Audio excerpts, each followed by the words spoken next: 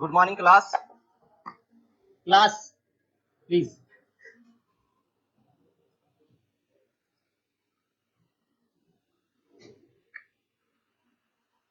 सभी new students हैं या ओल्ड स्टूडेंट भी है ना कुछ? आपका नहीं हुआ था क्या orientation old students?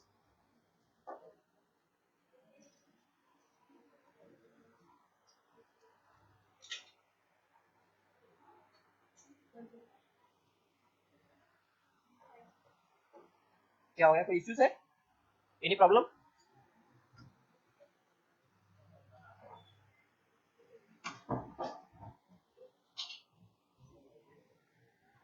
How many new students are there? नए स्टूडेंट्स कौन से हैं? और remaining are the old students. Class किस बारे में कोई आइडिया है आपको? Any idea? बेसिकली क्लास है कि various opportunities, government exams, different different government exams कौन से हैं और आप कहाँ कहाँ अप्लाई कर सकते हो। प्लीज थोड़ा आगे आ जाओ यहाँ पे प्लीज। कोई डरने वाली बात नहीं है, मैं तो इतना हॉरिबल भी नहीं हूँ कि आप तो दूर बैठे।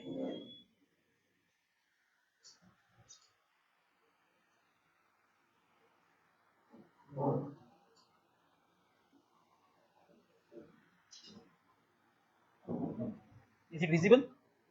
वहां से विजिबल है क्या लेकिन? है ना? आपको अदर देन यूपीएससी क्या कौन से एग्जाम्स के बारे में पता है? लेट मी नो कि what are the various exams you know about. क्योंकि यूपीएससी के बारे में डिटेल में आपको बताऊंगा ही, और अदर एग्जाम्स की अपॉर्चुनिटीज कौन सी है कि अदर एग्जाम्स या अदर फील्ड में आप जहां अप्लाई कर सकते हैं, will talk about that. But आपको कौन सा मतलब कितना पता है आपको? Late me no name of the exams. SSC वो तो कंडक्टिंग बॉडी है। CGL, CHSL, CDS conducted by UPSC. SSB is a interview process. After CDS you will give SSB interview.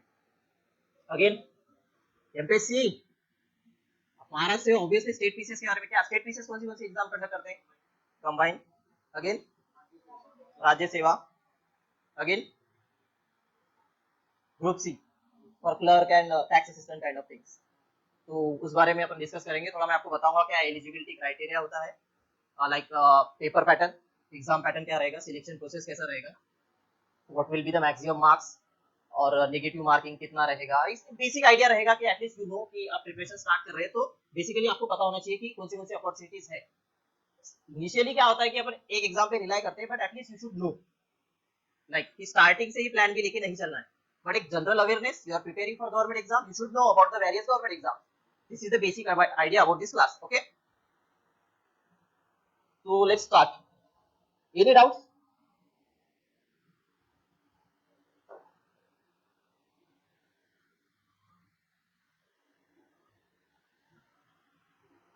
थोड़ा यूपीएससी के बारे में डिटेल डिस्कस करते हैं, because basically maximum students are for UPSC, almost all of them, सभी ना। तो detail में थोड़ा यूपीएससी के बारे में देखते हैं।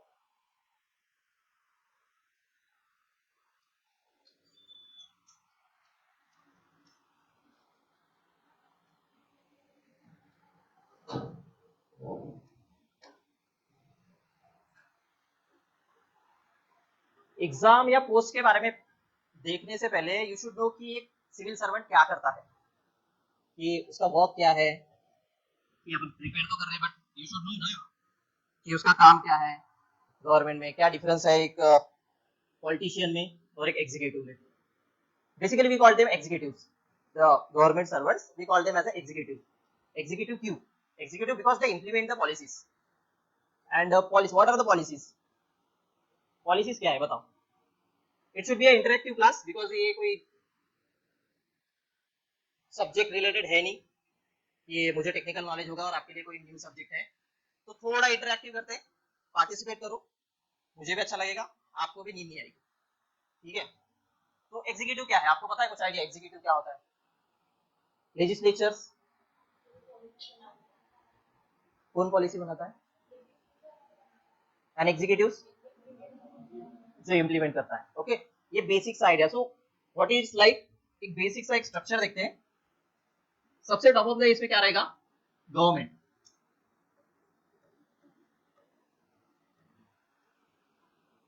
It's all about government. सभी को पावर में आना है। क्यू क्या होता है? गवर्नमेंट के 3 विंग्स है। एनीबॉडी?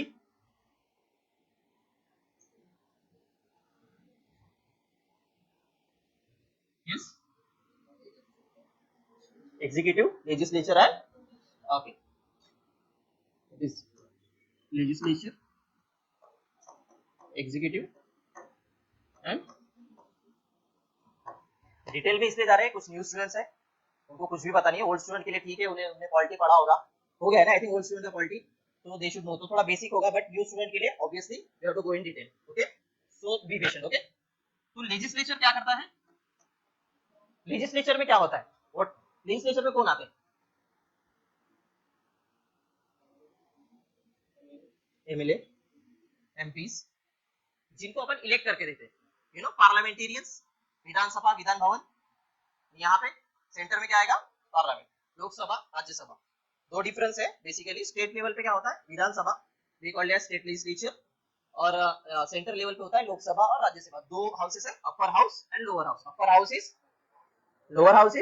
लोकसभा, बेसिक है, ठीक है। वैसे स्टेट में होता है, स्टेट में विधानसभा एंड विधान परिषद होता है, वो सभी स्टेट में नहीं होता है basically. There are, it is present in 6 states, वो डिफरेंट उतना डीप में नहीं जाते। तो उसमें वही होता है कि लेजिस्लेचर होते हैं, दे आर द पॉलिटिशियंस,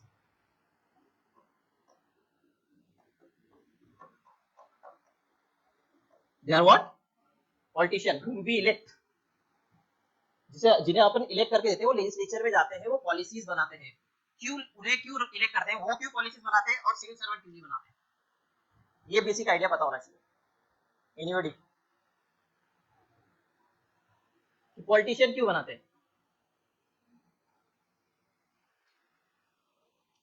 कोई आइडिया? सिंपल सा क्वेश्चन है ना, ऐसा कोई हार्ड तो नहीं है कि पॉलिटिशियन क्यों बनाते हैं। बिकॉज आईएएस इतना पढ़ा लिखा होता है, एक आईएएस जो इलेक्ट होता है, he knows about economics, polity, geography, history. तो एक डाउट आता है ना कि उसने बनाना चाहिए, उतना पढ़ा लिखा है कि being a politician there is no like कि एजुकेशनल क्राइटेरिया नहीं है, सिर्फ एक एज वाला है, he should be a citizen like that. इसे 2-3 क्राइटेरियाज है, वो पॉलिसी बनाता है, not the executive, the IAS we elect, the IAS we got selected through UPSC और IPS whatever it is, the executive whoever it is. Any difference? मतलब क्यों क्यों ऐसा? सिंपल सा रीजन है, he knows what people wants, ये लोगों के साथ रहता है, समझे?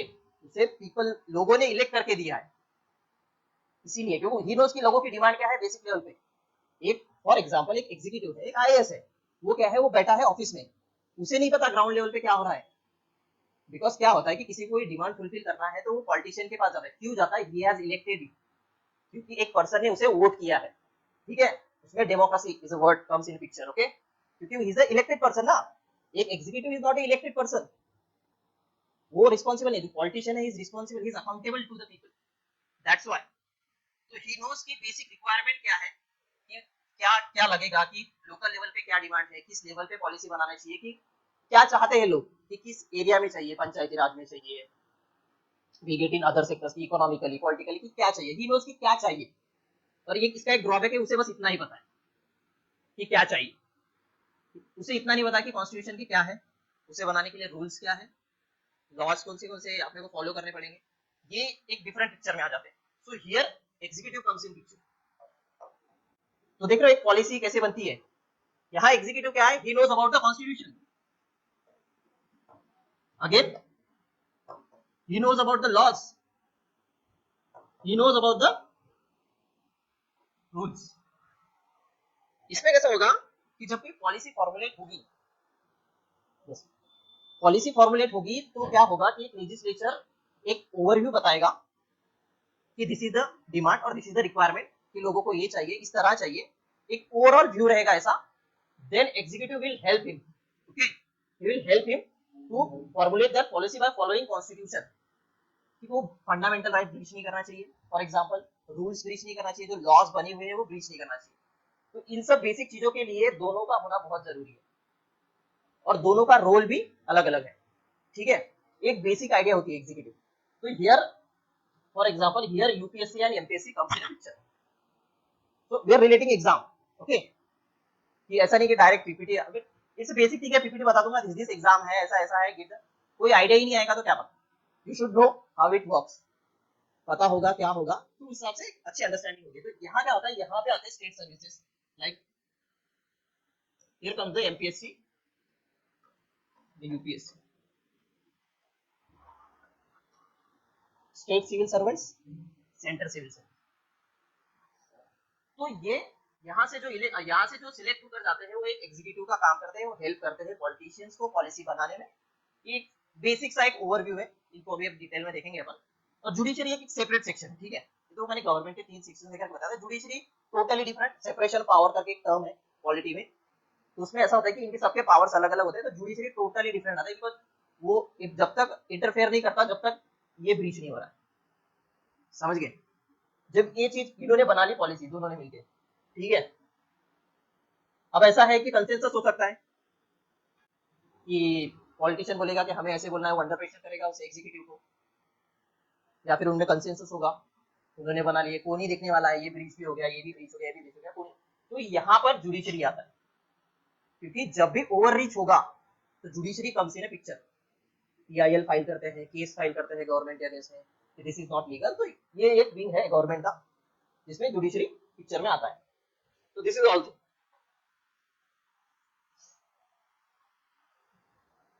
बेसिकली क्या होता है कि एमपीएससी और यूपीएससी का ना मोस्टली स्ट्रक्चरिंग जो बोले ओवरव्यू, जो स्केलेटन, वो ऑलमोस्ट सिमिलर है।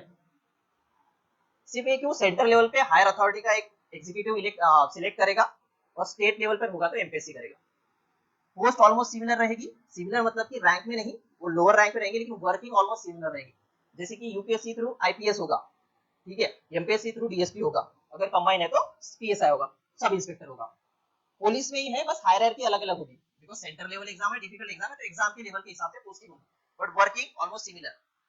डीएम बनेगा, इधर एसडीएम बनेगा, डिस्ट्रिक्ट मैजिस्ट्रेट, लाइक समझ रहे हैं थोड़ा।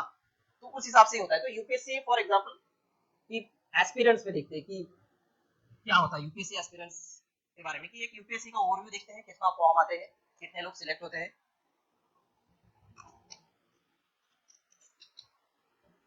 Every year about 10 lakh forms comes in UPSC.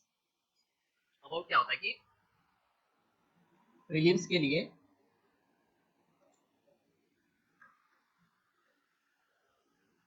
क्या फॉर्म ले लेते हैं,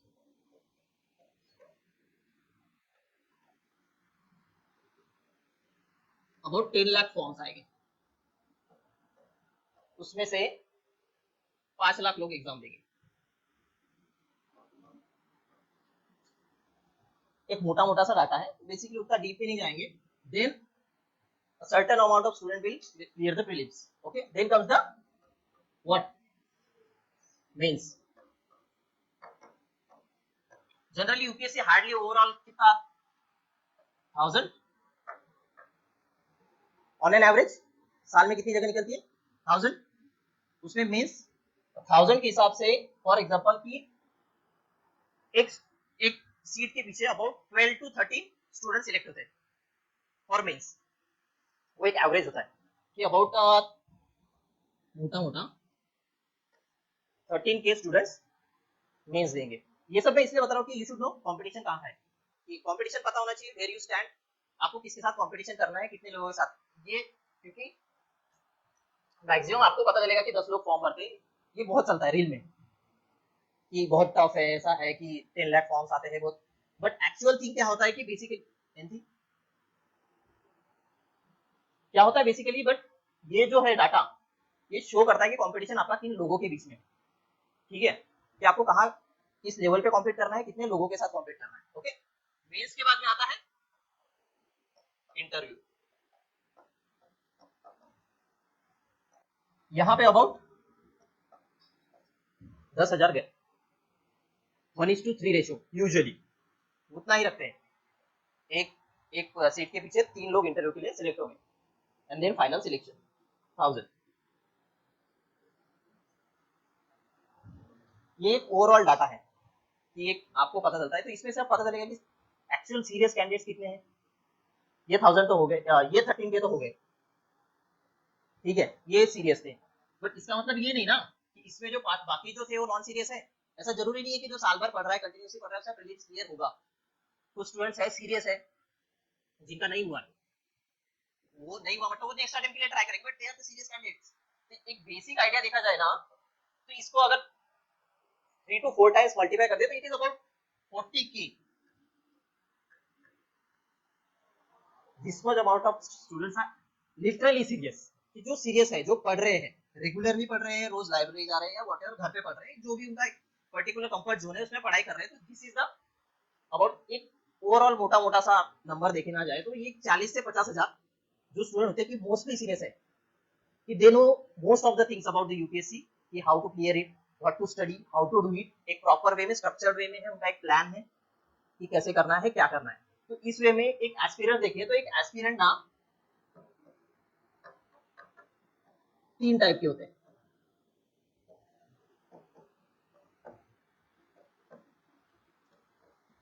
ये होता है जीबीपीएस, जस्ट बिकॉज पापा से,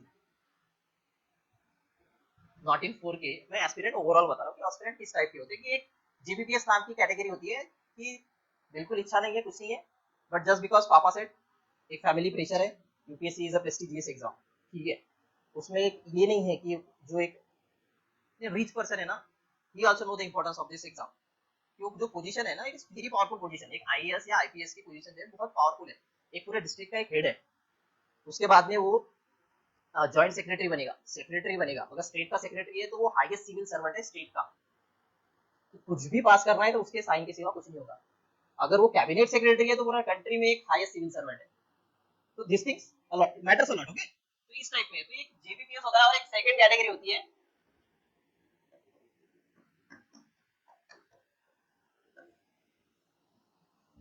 रील्स वाली। पॉलिटिशियन और आईएएस के बीच में हुआ झगड़ा, आईएएस की पावर, गाड़ी आती है पीछे से, म्यूजिक चलता है, यू नो सायरन कम्स, और फिर एंट्री वाले वीडियो वो वही देखते रहते हैं, उसकी एक मोटिवेशन आता है उनको, 10 मिनट वीडियो देख लिया, एक रील देख लिया, बिल्कुल हाइपर एक्टिव हो गए, आधा घंटा पढ़ लिया, फिर से बाहर गए, चाय पीने गए, फिर से आए, फिर एक रील देख लिया। वो उनका कंटिन्यूस चलते रहता है कि फिर आप थक गए हैं, 8 दिन का ब्रेक, फिर से कुछ रील वील कुछ नया देखेंगे, एक मोटिवेशन आ जाएगा, दिस काइंड ऑफ थिंग, ठीक है। और फिर एक थर्ड जो आता है ना, वो जो सीरियस एस्पिरेंट होता है।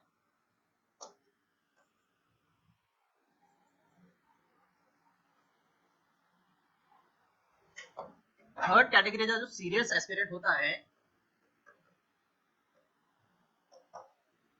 उसके पास एक प्लान होता है, यू नो, एक प्लानिंग होती है उसके पास, कि वो एक रेगुलरली अबाउट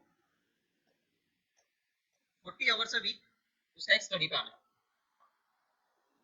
मतलब serious time, 40 hours a week seriously, मतलब बाकी टाइम निकाल के, कि वो एक वीक में 40 आवर्स सीरियसली पढ़ रहा है, वो कंफर्म है उसका।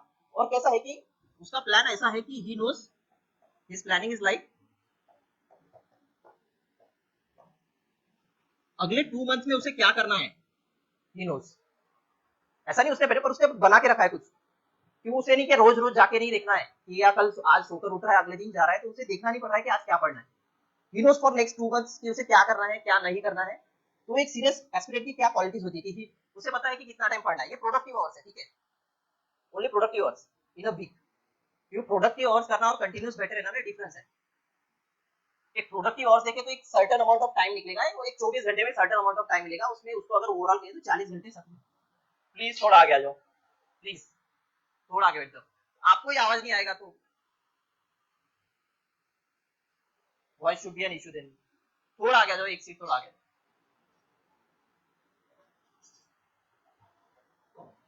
तो एक टाइम तो पता है उसे, एक वीक में उसका इतना प्रोडक्टिव आवर्स तो भी होना चाहिए, ठीक है, he should do this much amount of hours. Then उसका एक प्लान है कि वो अगले 2 महीने क्या करने वाला है। विदाउट प्लानिंग कुछ नहीं होगा, तुम रोज जाओगे पढ़ते रहोगे, वो एक सर्टेन टाइम में एक टॉपिक तुम जिसे 1 घंटे में कंप्लीट करना है, 3 घंटे तक पढ़ते रहोगे, कंप्लीट नहीं होगा, अगर प्लानिंग नहीं है या फिर एक दिन का टाइम टेबल नहीं है। अगर टाइम टेबल है तो वहां जाके सोचना ही नहीं है कि क्या करना है, और ये भी नहीं सोचना है कि आज की कल क्या पढ़ना है, कि उसे पता है कि टाइमलाइन दिया। अगर तुम एक प्लान बना रहे हो, प्लानिंग का कैसा होता है कि थ्रेशोल्ड टाइम या कि रिजल्ट टाइम छोड़ के चलते हैं। ये जरूरी नहीं है ना कि आपने पॉलिटी को 8 दिन दिया तो 8 दिन में होगा, तो एक जो प्लान कर रहा है स्टूडेंट, वो 9 दिन पकड़ेगा, एक रिजर्व डे पकड़ेगा, कि उसे एक दिन एक्स्ट्रा लग सकता है, कुछ इमरजेंसी आ सकती है, कुछ भी हो, या फिर स्लो लर्नर है, धीरे धीरे पढ़ रहा है, किसी की स्पीड कम होती है, किसी का कैप्चरिंग पावर कम ज्यादा होता है, उस हिसाब से तो एक उसकी एक प्लानिंग रहेगी, उस हिसाब से वो चलेगा, that he knows about all those things. तो ये एक एस्पिरेंट की क्वालिटीज होती है। एक एस्पिरेंट में क्या क्वालिटीज होनी चाहिए, फिर उसे पता चाहिए कि स्ट्रक्चर्ड प्लान क्या होता है। आप में से कौन कौन प्लानिंग करके पढ़ता है, किसकी प्लानिंग, मतलब कि आप जो गोल्ड स्टूडेंट भी होंगे तो आपका एक टाइम टेबल, किसने टाइम टेबल बनाया? ऐसा जरूरी नहीं है कि आप एक्चुअली ऐसा है कि 40 hours a week there are some students which are working, okay, they are working 8 hours a day. I know those students, some of them are my friends, so they have also planning for next 2 months. उनके पास ज्यादा है, they work 8 hours a day, still they clear prelims and give mains. आपके पास पूरा दिन है, मतलब ऐसा नहीं कोई स्टूडेंट होंगे, कॉलेज गोइंग स्टूडेंट होंगे, तो एक ना प्लानिंग होनी चाहिए आपके पास, ये डे का लाइक इट्स लाइक कि बताओ इस डिटेल में कि डायरेक्टली डिटेल में चल रहे हैं, are you understanding what I am trying to say, okay, understandable. तो इस प्लानिंग मतलब क्या होता है, I give an idea about that.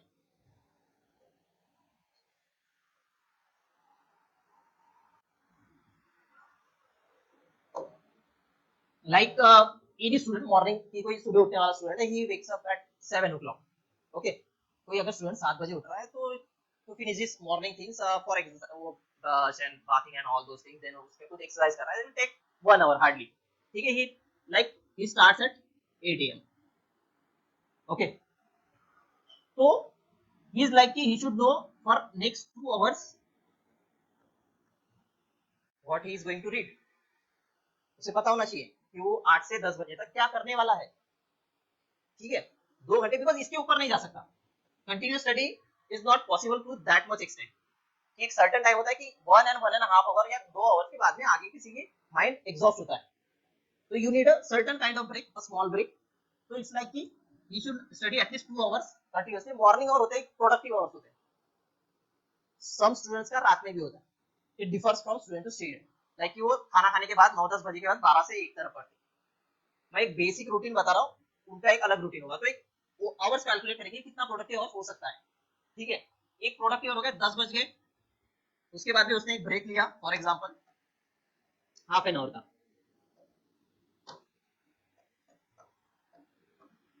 Half an hour का ब्रेक हो गया, ओके, कितना हो गया 10:30, उसके बाद में ऐसा है कि एक लेथार्जिक बना आता है, ब्रेक लेगा, नाश्ता करेगा, व्हाटएवर आप कुछ खा लेते हो वैसा, तो एक लेथार्जिक बना होता है, तो हार्डली ही टेक 1 hours, मतलब आगे चल के वो 1 घंटा स्टडी कर सकता है, तो उसने फॉर एग्जांपल 11 10 10:30 मैंने एक आवर का टाइम ले लिया कि 11 to 12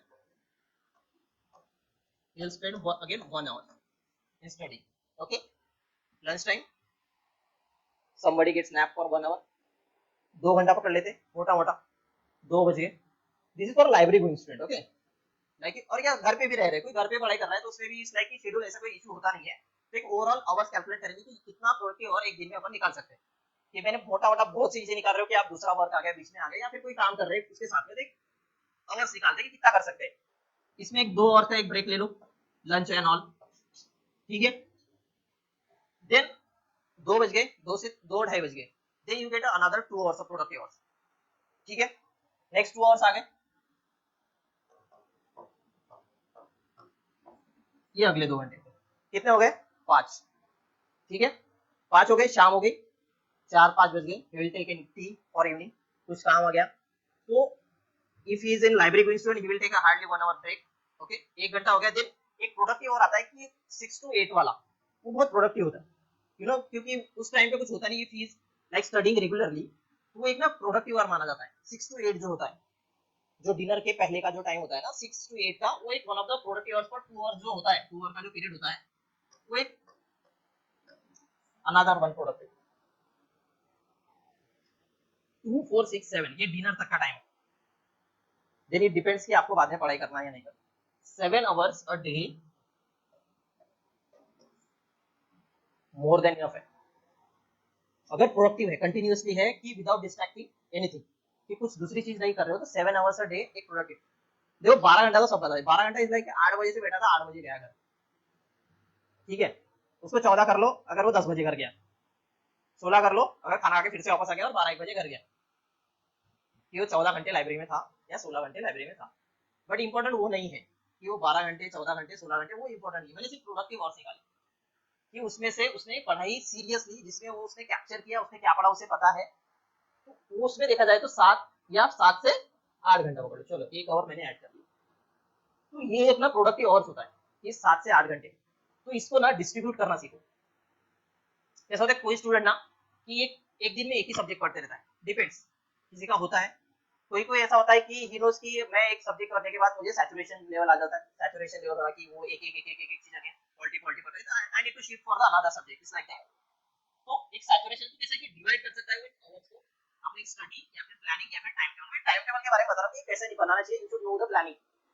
एक स्टडी प्लानिंग होना है कि irrespective of exam whatever it is, SSC MPSC UPSC whatever it is, तो एक प्लानिंग होनी चाहिए। तो उस हिसाब से इज लाइक कि इन मॉर्निंग और she loves quality to study, quality लेगा।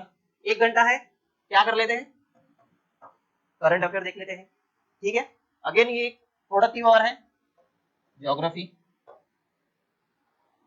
फिर ये शाम का है, थोड़ा डिनर हो गया है, थोड़ा अच्छे से पढ़ना है, go for geography, I go for geography, I do mapping,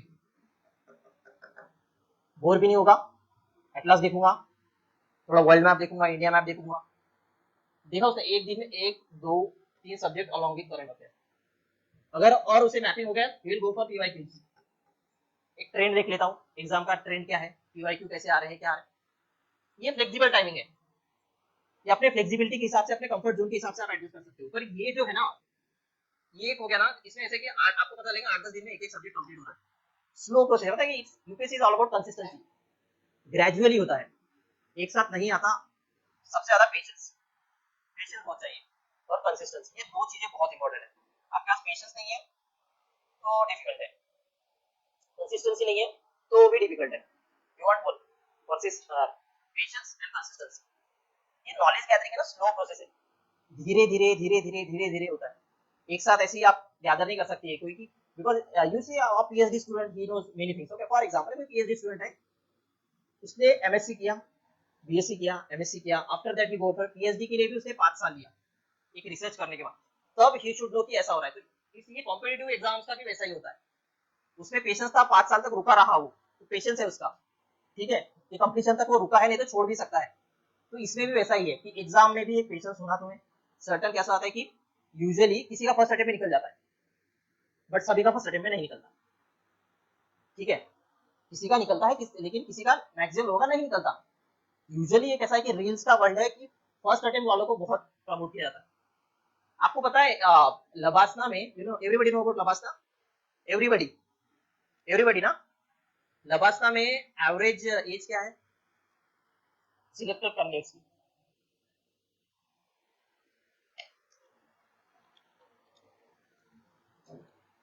27 to 28 average. Average age है कि मैक्सिमम स्टूडेंट जो होते हैं वो 27 to 28 की एज के स्टूडेंट्स होते हैं। हार्डली, मतलब कि आप उंगलियों पे गिन सकते हो इतने स्टूडेंट होते हैं वो 25 के नीचे होंगे, and they only get the fame. This is the thing, okay. कैसा होता है कि जो जल्दी हो जाता है वो फेम लेता है, और कैसा होता है कि एक सर्टेन टाइम पे the person who got selected in 27 and 28 is satisfied in achieving his goal more than getting a fame, because उसके पीछे उसकी जो मेहनत है ना वो बहुत कम है, कि वो लास्ट 5 साल से 6 साल से पढ़ रहा है, उसे अभी फेम से कोई लेना देना नहीं है। उसका ऐसा है कि finally yes I got it what I want. और इनिशियली कैसा होता है कि if you achieve early there are more chances like you glamorize the thing, कि इस काइंड ऑफ अचीवमेंट है, big achievement, and after certain age is satisfaction, there is a difference. Satisfaction में कैसा होता है कि ही इज वेरी पोलाइट है कि आई हैव डन इट, उसे उतना फेम से लेना देना नहीं है। तो इसलिए एक परसिस्टेंस एंड कंसिस्टेंसी जो उन्हें उस मुकाम तक लेके जाती है। तो this thing matters a lot, okay. तो ये सब चीजें आपको ध्यान रखनी है। यहाँ तक कोई डाउट है तो कुछ पूछना है, यू कैन आस्क, कुछ तो पूछ लो।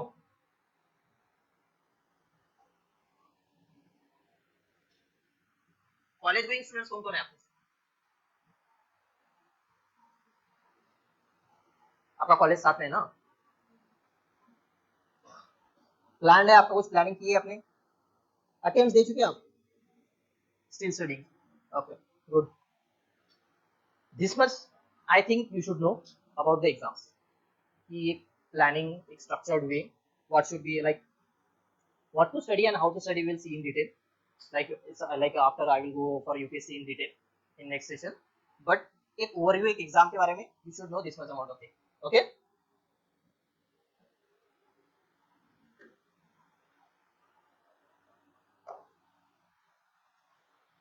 यूपीएससी के बारे में देखते हैं, कौन से एग्जाम यूपीएससी कंडक्ट करता है।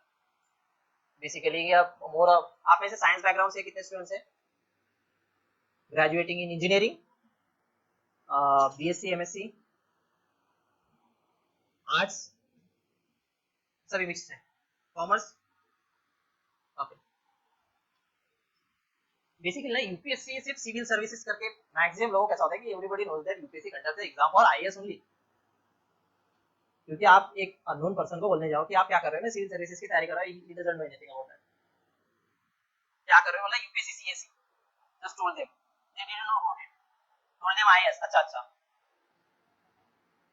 दे ओनली नो आईएएस ओनली, कि यूपीएससी में देखी एक आईएएस ही एक पोस्ट है, but it's not like that, hardly पता होगा तो आईपीएस, उनको आईएफएस और आईएफओएस भी नहीं पता, उसका डिफरेंस तो छोड़ ही दो, किसी को पता आईएफओएस एंड आईएफएस का difference? Forest and foreign service. How many of them knows that there is a separate means? Forest के लिए सेपरेट मीन्स होता है, एवरीबॉडी नोज, सबको पता है, आपको पता है नहीं? Okay, there is a criteria for forest, arts student नहीं दे सकते, पता है आपको? जिसका साइंस बैकग्राउंड है, he is science and technical, he is only eligible for forest services, this thing you should know earlier than giving the know about the means, at least eligibility criteria, that is the basic condition you should know कि किसी exam का eligibility criteria क्या होता है, तो एक आपको एक हेल्प करेगा कि डिसाइड करने की कैसा होता है, ठीक है। फर्स्ट देखते हैं सिविल सर्विसेज, मैक्सिमम स्टूडेंट्स को डिटेल में पता है, एक रिवीजन समझ लो कि eligibility criteria graduate in any discipline, arts, commerce, science, whatever it is,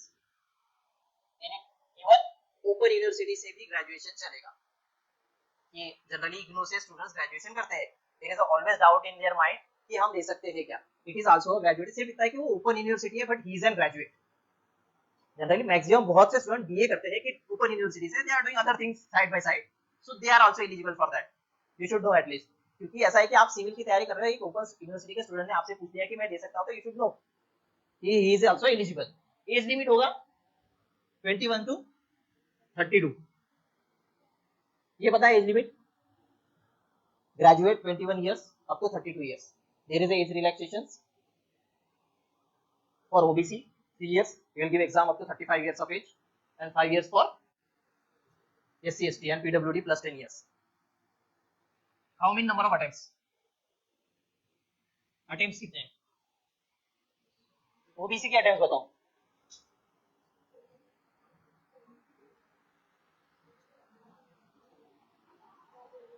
attempts कितने होते हैं? attempts तो पता होने, OBC का कितना होता है? 9, और open it is 6, OBC it is 9, SC ST unlimited, okay, this should you know.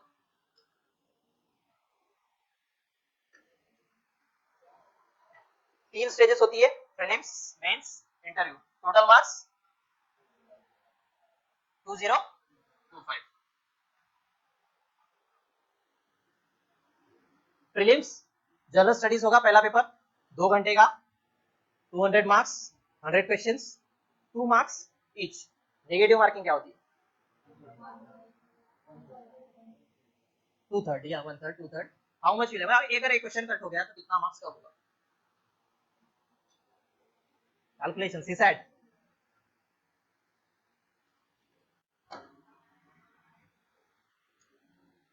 what is there, 2 marks for each question. If 2/3 is a negative marking for each question, so how much marks will be deducted? If you get wrong, one question get wrong,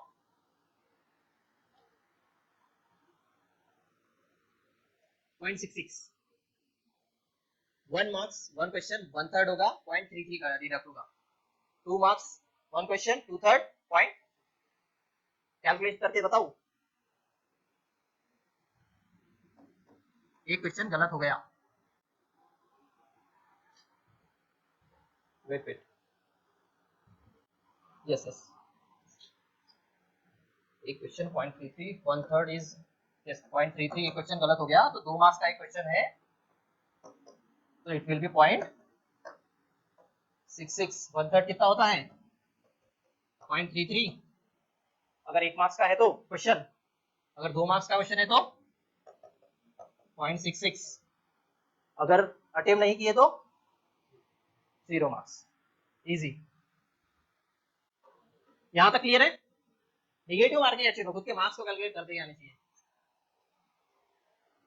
C set 200 marks का होता है, qualifying होता है 33%। कितने marks लाने चाहिए qualifying के लिए? Please please kindly don't use the phone, phone use मत कीजिए, सॉरी। हाँ, क्वालिफाइंग होता है 33%, कितने मार्क्स लगेंगे? 66.66।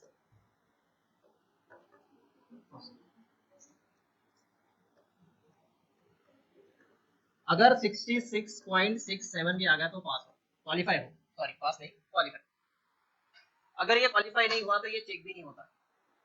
पता है जीएस का कितना, what ever it is will be the score, 100 120 130 doesn't matter. अगर ये नहीं आया तो एक क्वेश्चन कितने मार्क्स का होता है? कितने क्वेश्चन होते हैं वो बताओ व्हाट स्टूडेंट्स, कितने मार्क्स का होता है एक क्वेश्चन?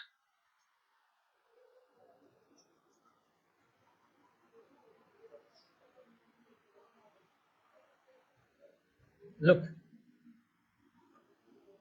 80 क्वेश्चंस, ठीक है, 200 marks, each question of 2.5 marks.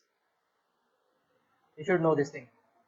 2.5 marks का एक क्वेश्चन होगा, उसमें 2 मार्क्स का था, इसमें 2.5 मार्क्स है बिकॉज 80 क्वेश्चंस है। ठीक है, बेसिक प्रीलिम्स मेंस पता चल गया, ये सबको पता है, बट एक आइडिया पता होना चाहिए, यू शुड नो। उसके बाद में प्रीलिम्स क्वालिफाई कर लिया, एक certain amount of cut off लगेगा। लास्ट ईयर कट ऑफ कितना था, अभी रिसेंटली रिजल्ट आया, 87 marks prelims GS, 87 point something is like that, 87 and open for 89 I think. तो इतना basic, if you get 90 above scores, 90 to 95 above scores, you will be in for mains। कि 95 try to get 95 plus, आपको easy रहेगा कि mains में आप participate. क्योंकि कैसा होता है कि रिजल्ट कैसा होता है कि फॉर एग्जांपल प्रीलिम्स के 15 से 20 दिन बाद रिजल्ट लगता है। If you know you getting about 95 above scores और 100 plus scores, it will give an advantage, an age। 15 दिन का आपको एज मिलेगा कि आपको पता है, आपने सीसैट भी कैलकुलेट कर लिया, सीसैट क्वालीफाई हो रहा है, 100 के पास आपको 15 दिन का एज मिलता है, you start preparing for the mains. उतने दिन में आप एक सब्जेक्ट खत्म कर सकते हो, फॉर एग्जांपल जीएस1, क्योंकि स्टैटिक है मोस्टली, सोसाइटी हिस्ट्री ज्योग्राफी, तो एक पीवाईक्यू देख लोगे उतने दिनों में, तो एक पता चलता है कि एक स्कोर है, तो try to attain that score. पता होना चाहिए कि एक सेफ स्कोर क्या है। 100 above is always a safe score, but 95 plus is also safe score for OBC and open candidates. It varies for SC and ST candidates, तो थोड़ा नीचे जाएगा, फॉर 80 के 80 तक आ जाता है, एससी का, एसटी का थोड़ा उससे थोड़ा नीचे आएगा, एक सर्टेन ओवरव्यू। ओके, उसके बाद में मेंस होगा 1750 मार्क्स का। मेंस में क्या होता है कि 2 क्वालिफाइंग पेपर होते हैं, इसके बारे में थोड़ा पता होना चाहिए कि क्वालिफाइंग पेपर है, इट इज आल्सो क्वालिफाइंग। अगर ये क्वालिफाई नहीं किया तो ये चेक ही नहीं होगा। सर्टेन क्राइटेरिया दिया है उन्होंने कि अगर ये चेक, ये आपने क्वालिफाई नहीं किया तो ये भी चेक नहीं होगा। सेम 33% क्राइटेरिया है इसमें भी। ठीक है, इसमें क्या होगा, एक इंग्लिश का पेपर होगा। इंग्लिश में क्या होगा, ऐसे होंगे नॉर्मल टॉपिक्स में, कॉम्प्रिहेंशन होगा, ग्रामर होगा, एक रिपोर्ट राइटिंग होगा, ऐसे एक बेसिक सा जो पेपर होता है उस टाइप में। वैसे ही सेम टाइप में एक मराठी का आपके लैंग्वेज के हिसाब से। एक एडवांटेज है कि आपको एक इंडियन लैंग्वेज के हिसाब से आपको चूज करना है कि आपको क्या है। जनरली 8 शेड्यूल्स के जो लैंग्वेजेस है वही होते हैं, तो आप जिस चीज में कंफर्टेबल हो, somebody choose Hindi, Marathi, Bodo, Santhali, whatever it is, Urdu, आप चूज कर सकते हो। तो इस हिसाब से एक लैंग्वेज आप जब डैप भरते हो, आपने इस बार किसी से फॉर्म भरा है यूपीएससी का, कोई भी अटेम्प्ट नहीं दे रहा है, डिटेल एप्लीकेशन फॉर्म आता है डैप में, you have to mention everything about that. आपने कभी डैप देखा है, what it looks like? Can I show you my DAF? Wait,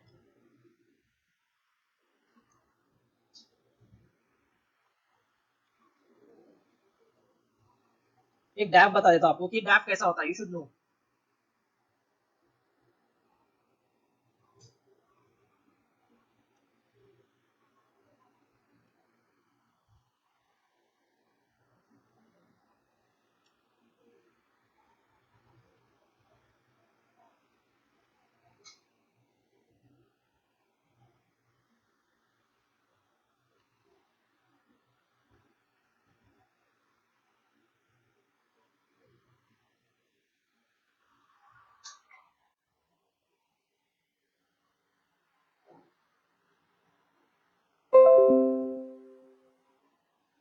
draft मतलब क्या होता है, एक डिटेल एप्लीकेशन फॉर्म होता है। जब आप प्रीलिम्स या फिर मेंस जब देते हो तो एक डिटेल एप्लीकेशन फॉर्म होता है कि वो एक ड्राफ्ट ना इंटरव्यू पैनल के पास होता है, यूपीएससी मेंबर्स।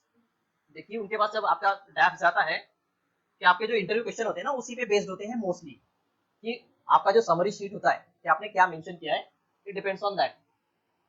क्या हो गया? ओ सर,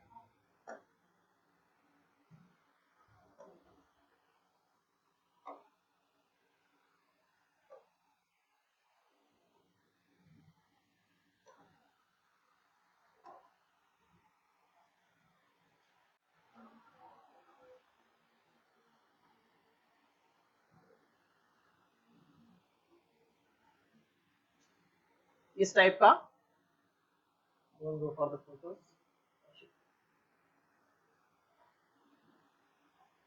इस टाइप का एक ड्राफ्ट होगा जो आपके एक पैनल के पास होता है। इसमें क्या क्या मेंशन है, इट गॉट एवरीथिंग, आपका पूरा बायोडाटा इन शॉर्ट, कि डेट ऑफ बर्थ, आपका बर्थ कहाँ हुआ, बर्थ प्लेस, डिस्ट्रिक्ट, आपके पेरेंट्स कहाँ से, आपका इनकम है क्या, यू आर यू एम्प्लॉयड और नॉट, समथिंग लाइक दैट, कि सिटीजन ऑफ इंडिया कहाँ से हो, इस काइंड ऑफ थिंग। और इसकी एक स्पेसिफिकेशन होता है कि on every page there is your roll number and signature, it shows that you are the legitimate person. ये ऐसे काइंड में होता है ऐसे। It will ask about your caste and all those things, your where you born, place of birth, everything. And this thing also matters. It will ask about that. Exam, languages, how much languages you know, read, write, speak. Specifically, बहुत detail में होता है. He will ask everything about that. Then he will ask for paper. This is my CFF tab actually for AC. Then about your qualifications, all those things. I'll show you the summary sheet. ये सब तो summary sheet का है. आपका ना ये सब ये यूजुअली होता है, एक ये जो समरी शीट होती है ना, यूजुअली दे प्रेफर दिस, इस समरी शीट में एग्जैक्ट उनको क्योंकि बिकॉज़ 14 पेज का होता है, 14 pages, that is about for OBC and is about 14 to 16 pages, you have to fill OBC annexure for that. Last में होता है कि मेंशन ये जो होता है, question basically comes from this part, this one, इसके बारे में ज्यादा पूछेंगे आपको, ये सबसे इंपॉर्टेंट पार्ट है। जो हॉबी वाला होता है ना, ये ऐसा सेक्शन है, this is the section, this is the most important section for any person, that of any person, कि पर्टिकुलर्स ऑफ, एक्चुअली इस बार अभी तो कैसा हो गया कि प्रीलिम्स भरते वक्त ही उन्होंने ये सेक्शन दे दिया है। यूजुअली पहले कैसा होता था BCS, because of that you know that case Pooja Khedkar, because of that कि fraud and all those thing, तो पहले ही सब चेक कर लेंगे, इसलिए अभी डैप पहले ही भरना पड़ता है। देखिए the option for editing after clearing the prelims, but this is एक आइडिया कि आपको एक पर्टिकुलर लिखा रहता है, you know you have to mention about this things, कि prizes, medal, scholarships, are you participating in NCC kind of those things, same होता है, position or distinction, leadership held in school or colleges, and this is the important one, that is the extracurricular activities which involves hobby. क्यों hobby mention किया जाता है कि hobby, you should know about the hobbies and all those things. Everybody have a hobby, but they didn't know. So at least इतना सोच के रखो कि hobby क्या है, और एक ऐसा कि झूठा मत लिख के आना, इसलिए मत लिख के आना क्योंकि उनका काम ही वही है, थाउजेंड्स ऑफ स्टूडेंट का इंटरव्यू लेना, वो एक झटके में पहचान लेंगे कि आगे वाला पर्सन सच बोल रहा है या झूठ बोल रहा है। तो झूठा मत लिखना, कुछ भी हो जाए हॉबी मेंशन करना है। ये जो सेक्शन है ना, कभी झूठ मत डालना, झूठ डालोगे तो पहले इसमें पकड़े जाओगे, मार्क्स ऐसे ही कट हो जाएंगे। समझ में? What UPSC chairman, UPSC member does, क्या होता है कि एक यूपीएससी भवन है, यूपीएससी भवन जो दिल्ली में है, इट्स लाइक कि आपका इंटरव्यू उनके चेंबर में होता है, there is no separate room for interview, okay. ये ऐसा लगता है ना कि एक गोल्ड सा रूम होगा, वहां स्टूडेंट्स आएंगे, I will give an overview about UPSC भवन, हाउ इट इज। अब 12th फेल देखा है, मोस्टली वैसा ही है, इट्स लाइक एक ऐसा होगा entry gate, it is a central hall, एक ऐसा सेंट्रल हॉल है, you will be sitting here, यहाँ पे students will be in 4 groups, 20 students hardly रहते हैं, 15 से 20 स्टूडेंट्स रहते हैं इंटरव्यू के वक्त, वहाँ पे 6 स्टूडेंट्स का, 20 से 25 स्टूडेंट का एक ग्रुप होता है, and they are allotted to separate chairman. यहाँ पे क्या होगा कि आप आओगे, एंट्री करोगे, checking and all those things, यहाँ पे एंटर किए, अगेन चेकिंग होगी, वेरिफिकेशन होगा, देन क्या होगा कि आपका डॉक्यूमेंट वेरिफिकेशन करेंगे, डॉक्यूमेंट लेंगे। बट एक्चुअली क्या होता है कि एक ग्रुप में सर्कल्स में बताएंगे, मतलब कि 6 स्टूडेंट्स का ग्रुप होगा, आपको एक सर्कल में बिठा लेंगे, वहां पे एक पर्सन रहेगा उनका रिप्रेजेंटेटिव, वो आपसे डॉक्यूमेंट्स लेगा, सब वेरीफाई करेगा। बट क्या होता है कि हर सर्कल ना अलॉट होता है एक चेयरमैन को। यू डिडंट नो दैट, आपको अभी भी पता नहीं है, आप एंटर करके आपको 1 घंटा हो चुका है, बट आपको पता नहीं चेयरमैन क्या होगा। फिर आप डॉक्यूमेंट वेरिफिकेशन होगा, आपके पास एक फॉर्म आएगा, you have to sign it, वहाँ एक क्रोनोलॉजी दी रहेगी, वहां पे भी आपको पता नहीं चलेगा कि चेयरमैन कौन है, यू ओनली नो कि आपका नंबर क्या है इंटरव्यू का, you have to sign it, you have to see for that, okay, आपको देखना पड़ेगा कि आपको एक नंबर पता चलेगा। फिर क्या होगा, अब what happens, a peon comes, ये आपने देखा होगा, सिमिलर वे एक प्यून आता है, he call you by your name, वो आपको लेकर जाएगा, दिस इज सेंट्रल हॉल, वो भी एक सर्कल है, again a big circle, okay. What happened कि यहाँ पे ना कैबिन्स है, like that, these are the offices of UPSC members, उनका दिन का रोज का काम है, जस्ट लाइक कि सर का, अपने सर का जो ऑफिस है वो भी उनका परमानेंट ऑफिस है, यूपीएससी के इंटरव्यू रहे या ना रहे उनको वही आना है। एक गवर्नमेंट सर्वेंट का एक ऑफिस होता है, फॉर एग्जांपल डिस्ट्रिक्ट मजिस्ट्रेट का एक ऑफिस है, ऑफिस होगा, एक चेयर होगी, उनका एक टेबल होगा। सो इट्स लाइक कि somebody says कि किसी का गोल टेबल था, somebody is horseshoe shape kind of, तो उनका डेली का टेबल है, सो इट डिपेंड्स कि उनके रूम में टेबल कैसा है। सो व्हाट हैपेंस लाइक कि आपको यहाँ से बुलाया जाएगा, एक प्यून आएगा, आपको यहाँ बाहर बिठा लेगा, यहाँ पे लगी होगी नंबर प्लेट, नेम प्लेट उस मेंबर की, and he will be the chairman of your board. Along with that, if it is like a horseshoe shape, 3 members will be there, and he is chairman will be sitting in the center. He will be the person who will ask you the first question. He will give a permission like come sit, and he will start the interview. Okay. इसके हाथ में maximum चीजें होती है, जो final feeling होती है marks की, it is filled by chairman, okay. यहाँ पे नाम होता है, यहाँ लाल बत्ती होती है, literally there is a red and green colour, just like in operation theatre, you have to enter or not. Outside there will be a small chair, a peon will take you there, will make you comfortable, a small cooler will be there, in giving a hawa continuously on your face because everybody is nervous. What happens कि जब आप यहाँ जाते हो तो it's like कि nervous होते हैं स्टूडेंट, क्यों, यूपीएससी भवन है, it's a big opportunity, you go there, like everybody have dream, you know dreams कैसे चेंज होते हैं पता है क्या, यार एटलीस्ट प्रीलिम्स क्लियर हो जाए, then after that at least mains, then interview, it's like interview दे दिया बहुत हो गया, then after give interview today, interview देके कोई फायदा नहीं है, अब सिलेक्शन चाहिए, इट्स लाइक दैट, मेंटालिटी ऐसी चेंज होती है आपकी ये रेगुलरली। तो उस हिसाब से आपको ना जब यहाँ पे लेके जाते हैं ना, तो you feel nervous, but don't worry, they give you a snack, chai and coffee, one Frooti, one Lotte Choco Pie and a biscuit, it will be there for सबके लिए। तो लाइक कि आप वहां पे जाते हो, फिर आप दूसरे स्टूडेंट अलग अलग बैकग्राउंड से, बहुत डिफरेंट बैकग्राउंड से स्टूडेंट आते हैं, एवरीबॉडी थिंक्स लाइक कि जो दिल्ली में है वही सिलेक्ट होते हैं, रेयर है, रेयर, बहुत डिफरेंट बैकग्राउंड से स्टूडेंट आते हैं। तो दे आर लाइक कि यू नो कि you try to talk with someone, like कि कैसा है कि you will feel better, you get to know that he is the person sitting in front of you is also nervous, so this thing happens a lot, so you have to like prepare your mind कि वहां nervous नहीं जाना है, because the confidence, your confidence will show your personality, it's all about confidence। अगर nervous है, जो आ रहा है वो भी नहीं आएगा, आपका एक जो कॉन्फिडेंस है ना, वो आपकी पर्सनालिटी शो करेगा बोर्ड के सामने, बिकॉज वो पर्सनालिटी टेस्ट है, not about the knowledge, knowledge उन्होंने चेक कर लिया है, you have qualified the mains.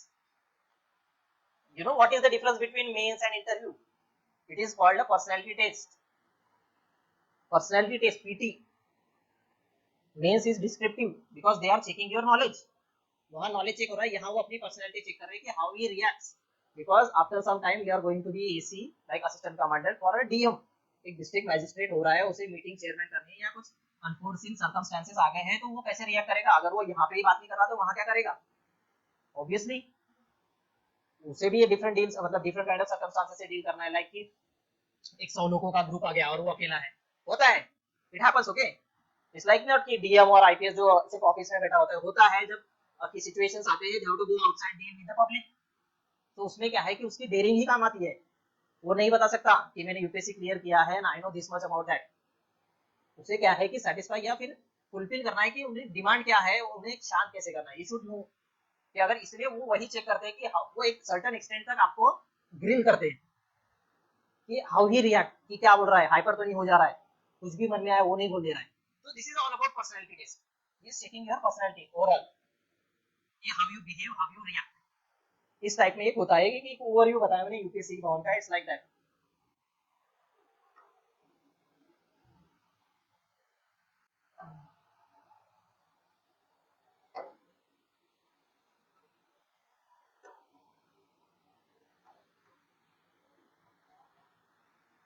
इतना हो गया यूपीएससी के बारे में।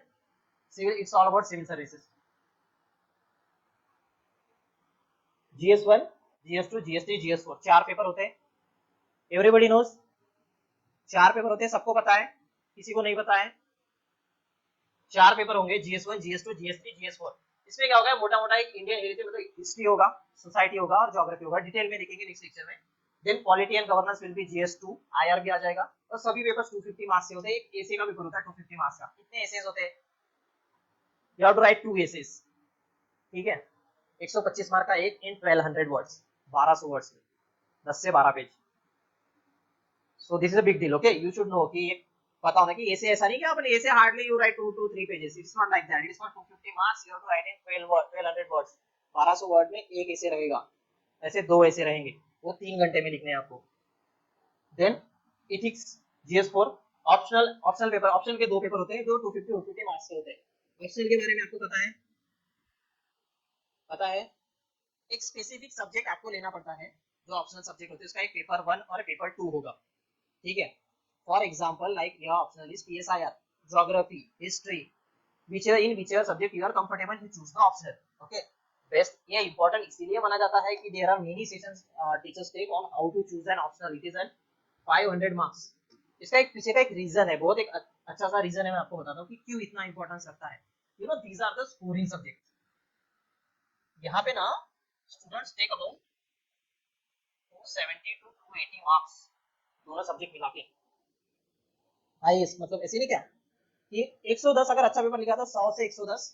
एंड हियर व्हाट हैपेंस, ये जो तीन पेपर है इसमें टॉपर का भी मार्क्स 90 to 95 होता है, ऑल इंडिया रैंक का 95 100 हार्डली ऑन एन एवरेज दे रहा हूं कि जो टॉपर का एवरेज मार्क्स तो 80 to 85 है। And here average marks is on an average, for example you get to 90 to 100। इसीलिए ऑप्शनल इंपॉर्टेंट है। क्या होता है, ये जो ऑप्शनल के पेपर 1 पेपर 2 है वो यहाँ के मार्क्स कवर करते हैं। एवरेज का डिफरेंस देख रहे हो ना, एक मार्क्स से ही फाइनल रिजल्ट में भी बाहर निकल सकते हैं। तो यहाँ एक एक मार्क्स बहुत इंपॉर्टेंट है। It's not university exam at all, बहुत डिफरेंस है। एक मार्क्स से या तो इन हो या तो आउट हो। तो यहाँ पे एवरेज ही 90 100 का है ऑप्शनल में, और यहाँ एवरेज 80 85 हार्डली। डिफरेंस देख रहे हो, 10 से 15 मार्क्स का है। अब वो एवरेज स्कोर कर लिया तो 220 230, that's a lot of mark. और इसमें अब कर लिया तो 160 170 180 हार्डली। 220 230 कहा और 180 190 कहा, there is a lot of difference. इसीलिए ये ऑप्शनल सब्जेक्ट्स ना बहुत मैटर करते हैं। तो आपने YouTube पे देखे होंगे कि optional, how to select optional के लिए स्पेशल सेशन दिया जाता है। उसका रीजन वही है, क्योंकि ये आपके जो जीएस पेपर में, क्योंकि ऐसा होता है कि कभी कभी यहाँ पे पेपर बिगड़ जाता है, कोई पेपर डिफिकल्ट आ जाता है यूजुअली, तो उसमें कैसा होता है कि वो मार्क्स कवर करने के लिए आपको ऑप्शनल हेल्प करता है। इसीलिए यहाँ ऑप्शनल की चीजें बहुत इंपॉर्टेंट दी है।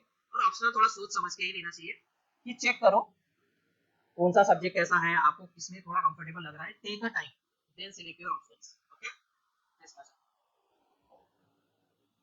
Interview 275 marks, okay.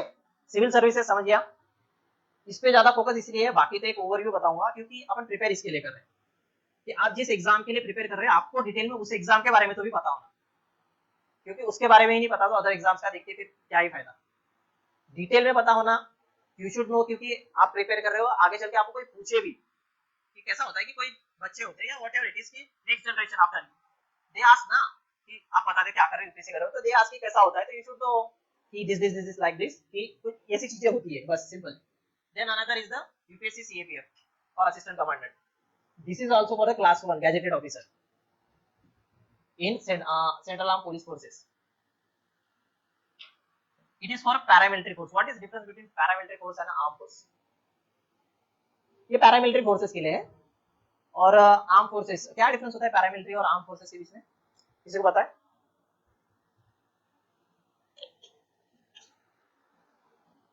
You know what, paramilitary force mostly deal with the internal security, like दंगे हो गए, सीआरपीएफ बुला लिया, it's like that.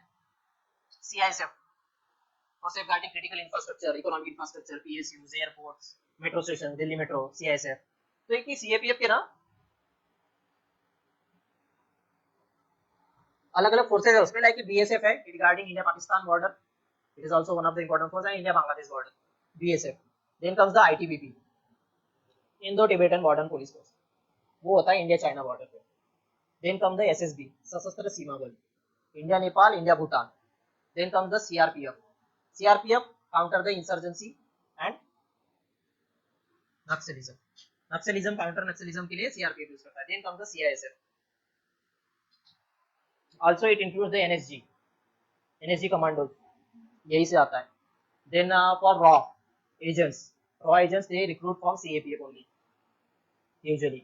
तो indirect recruitment भी IB में, raw में, CBI में, they pick up the selected candidates from the CAPF.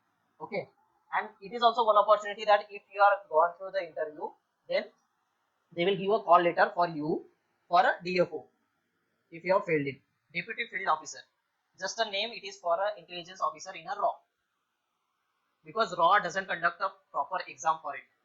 RAW कभी एग्जाम कंडक्ट नहीं करता उसके रिक्रूटमेंट के लिए. It recruits from various post से जो मेरिटिकुलस स्टूडेंट्स हैं उन्हीं को रिक्रूट करता है. आपने क्योंकि IB एग्जाम कंडक्ट करता है, अबाउट IB का एग्जाम होता है, वो 2-3 साल में होता है, मतलब कि रेगुलर नहीं होता, एनुअली नहीं होगा, but IB conducts a exam. IB जो है वो इंटरनल इंटेलिजेंस गैदरिंग करता है, और एक्सटर्नल के लिए RAW होता है, research and analysis wing. If you know, everybody knows, RAW के बारे में पता है ना. तो वो कभी एग्जाम कंडक्ट नहीं करता. इट पिक्स फ्रॉम, मतलब कि अलग अलग फोर्सेस से जो उसे लगता है कि मेरिटिकुलस है स्टूडेंट्स या फिर जो कैंडिडेट्स है उन्हें चूज करता है always, because it's deal with the external intelligence. It is all about that. UPSC CAPF education क्या लगेगा, again any graduation, discipline in any graduation, नहीं मैटर करता, आर्ट्स कॉमर्स साइंस. इसमें एज लिमिट बहुत मैटर करती है, 20 to 25 years for open. OBC hardly go up to 28 years and SC/ST के लिए 5 साल का रिलैक्सेशन है. ये डिफरेंट है. सिविल में क्या था, 21 to 32. डिफरेंस देख रहे हो, 7 years का डिफरेंस है लास्ट इसमें. सो दे वांट यंग कैंडिडेट्स. इसमें क्या होता है कि एग्जाम स्ट्रक्चर क्या होगा, एक पेपर 1 होगा, पेपर 2. इसमें आता है कि क्यों अच्छी एग्जाम है, it got paper 1 and paper 2 like base भी साथ में, पेपर 1 भी होगा, पेपर 2 भी होगा. पहला पेपर 1 होगा, एक ही दिन होगा दोनों, same day, exam will be on same day. What happen कि पेपर 1 होगा ऑब्जेक्टिव, इसमें जनरल एबिलिटी एंड इंटेलिजेंस का 250 मार्क्स का, मतलब 125 क्वेश्चंस होंगे, 2 मार्क्स ईच. इसमें क्या होगा, जनरल स्टडीज. आप यूपीएससी में साइंस, इसमें एक दो चीजें ऐड हो जाएगी. करंट अफेयर तो होता ही है, basic science, general science 8 to 10 NCERT science जो होता है वो इसमें थोड़ा ज्यादा होता है. And then CSAT math and reasoning problem also included, because यहाँ पे 125 क्वेश्चन होते हैं, यूजुअली 100 क्वेश्चंस वहां होते हैं, यहाँ 125 होते हैं. देन पेपर 2 आएगा डिस्क्रिप्टिव, इसमें ऐसे रहेंगे, कॉम्प्रिहेंशन, इंग्लिश, जीएस. मतलब क्या होता है कि जीएस के इसमें डिस्क्रिप्टिव काइंड ऑफ डिफिकल्ट बोलते हैं क्योंकि you have to write 4 essays, 4 different essays. 200 marks का है. क्या होता है मुझे थोड़ा डिटेल में बताता हूँ. इसमें भी एक अच्छी अपॉर्चुनिटी है, बहुत अच्छी. 200 मार्क्स का होगा, 20-20 मार्क्स के 4 ऐसे होंगे जीएस पे. मतलब कि आप यूपीएससी कर रहे हो तो क्या होता है कि आपका जीएस स्ट्रांग हो जाता है. So here UPSC helps, like civil services helps a lot, कि आप 4 ऐसे 250 वर्ड्स के लिख सकते हो. Then it will ask for argument writing. 2 argument writing होती है. Argument writing is like UPSC का question like critically analyse, you have to write point for and against, positives and negatives, जैसे अपन देखे थे प्रीवियस क्लासेस में, advantages and disadvantages और challenges, वही है उसमें होगा. देन एक कॉम्प्रिहेंशन होगा, प्रिसाइज राइटिंग होगी, और उसके बाद में ग्रामर होगा 20 से 25 मार्क्स का. और ये दोनों पेपर, ये सबसे बड़ा चैलेंज है, ये एक ही दिन होगा, ये 3 घंटे का होगा या 2 घंटे का होगा ऑन द सेम डे. ये थोड़ा चैलेंजिंग है, बिकॉज रिवीजन क्या करोगे जो है, मतलब what will you revise. It's all about your knowledge, how कि जितना नॉलेज आपने गैदर किया है बस उसको अप्लाई करना है. इंटरेस्टिंग फैक्ट अगेन, पेपर 1 आपको पहले का कट ऑफ लगेगा इसका, how you will qualified for a physical और मेडिकल टेस्ट और इंटरव्यू. ऐसा नहीं दोनों मिला के कट ऑफ लगा देंगे, नो. पेपर 1 का कट ऑफ लगेगा पहले. अगर पेपर 1 क्वालिफाई हुए तो पेपर 2 चेक होगा, ठीक है. लेकिन पेपर 2 भी चेक जब होगा, इसका एक क्राइटेरिया है कि मिनिमम 50 मार्क्स, अगर आपके पास आपने 50 मार्क्स मिनिमम, उसमें देखो थोड़ा कॉम्प्लिकेट हो रहा है क्या? पेपर वन का एक कट ऑफ लगेगा, पेपर वन का कट ऑफ लग गया मिनिमम, कट ऑफ इसका है मिनिमम मार्क्स होता है, मिनिमम मार्क्स से ज्यादा आपने ले लिया तो वो पेपर टू की तरफ जाएंगे। फिर पेपर टू में वो चेक करेंगे कि उसमें भी मिनिमम मार्क्स का क्राइटेरिया है 50 मार्क्स का, ये दे विल सी कि आपके पास 50 मार्क्स आपने उसमें लिए हैं क्या minimum out of 200, then you have taken the 50 marks, then they will proceed further. फिर क्या होगा, इसमें जो मार्क्स रहेंगे और इसके जो मार्क्स रहेंगे दोनों मिला के और एक कट ऑफ लगेगा, then you will qualify for the physical and medical standards PT and MST. So kind of complicated है but it is a nice opportunity, ये कॉम्प्रिहेंड वे में, इसीलिए उन्होंने इतना क्राइटेरिया रखा है, क्राइटेरिया कॉम्प्लिकेटेड है, for each paper there is a different criteria, it's like that. Then physical, I mean, if you didn't pass this you can't appear for interview, there will be physical test and medical test. अभी क्या हो गया है कि medical standards को interview के time पे कर दिया from this year only, but physical test हो गई, it will include 100 meters running race in 16 seconds, then after 800 meter in 3 minutes 45 seconds, then one long jump and gola pick. That one easy one, not for females, only for males. Easy होता है, उतना भी difficult नहीं होता है, it is easy to cross 100 meters in 16 seconds. It's not police भर्ती कि बस खींचे जा रहे थे। असिस्टेंट कमांडेंट के लिए पोस्ट है क्योंकि ये एक क्लास 1 पोस्ट है, ठीक है, आपके अंदर में सब इंस्पेक्टर्स रहेंगे 3-4, कांस्टेबल हेड कांस्टेबल तो छोड़ ही दो, वो तो बहुत रहेंगे। इट्स लाइक कि क्या होता है, assistant commandant head the company of about 150 personal, ये एक जो कंपनी होती है उसका एक हेड होता है, वो they are recruiting a class 1 officer, that's why it is important post. तो इसलिए वो एक फिजिकल स्टैंडर्ड होना चाहिए, इसलिए एक बेसिक सा क्राइटेरिया होता है। इट्स नॉट लाइक कि कुछ भी दौड़ा रहे ऐसे वैसे, बहुत इजी, क्योंकि on over whole ground hardly 20 students are there, और ऐसा नहीं कि पूरी गर्दी भगा रहे हैं। At a time 4 student will run easily, 4 को बस टाइमिंग के हिसाब से लगाते हैं, बस कुछ इतना डिफिकल्ट नहीं होता है, it is the easiest one. And then interview test होगी 150 मार्क्स की, there will be cut off marks for 600, last year is cut off will be total में से 320, कट ऑफ मार्क्स थे 320, you get more than that you are selected kind of thing. वो तो UPSC में भी होता है, यू नो एवरीथिंग कि 50% के ऊपर कट ऑफ नहीं जाता है, तो टॉपर गेट्स हार्डली 55 परसेंटाइल, अगर परसेंटाइल में निकालने जाओ तो 50 to 55 परसेंटाइल निकलता है ओवरऑल, तो इतना स्ट्रिक्ट चेकिंग होता है उस हिसाब से। This was for CAPF. आपको पता था क्या सीएपीएफ के बारे में? Everybody knows about that? नहीं पता था ना? मैं पीपीटी शायद शेयर करेंगे तो at least go check for it. Then for engineers there is an IAS, Indian engineering services, it is again conducted by UPSC, again class 1 gazetted officer. उसमें क्या होता है कि एलिजिबिलिटी क्राइटेरिया सर्टेन लिमिटेड ही इंजीनियरिंग फील्ड से जो apply कर सकते हैं इसमें, like in civil, mechanical, electrical और ये इलेक्ट्रॉनिक्स एंड इलेक्ट्रॉनिक्स में 3 ही ब्रांचेस के लिए। इसमें एज लिमिट रहेगी 21 से 30 साल तक। इंजीनियर्स है ना आप, है कोई इसी बैकग्राउंड से? एनीबॉडी? ओके,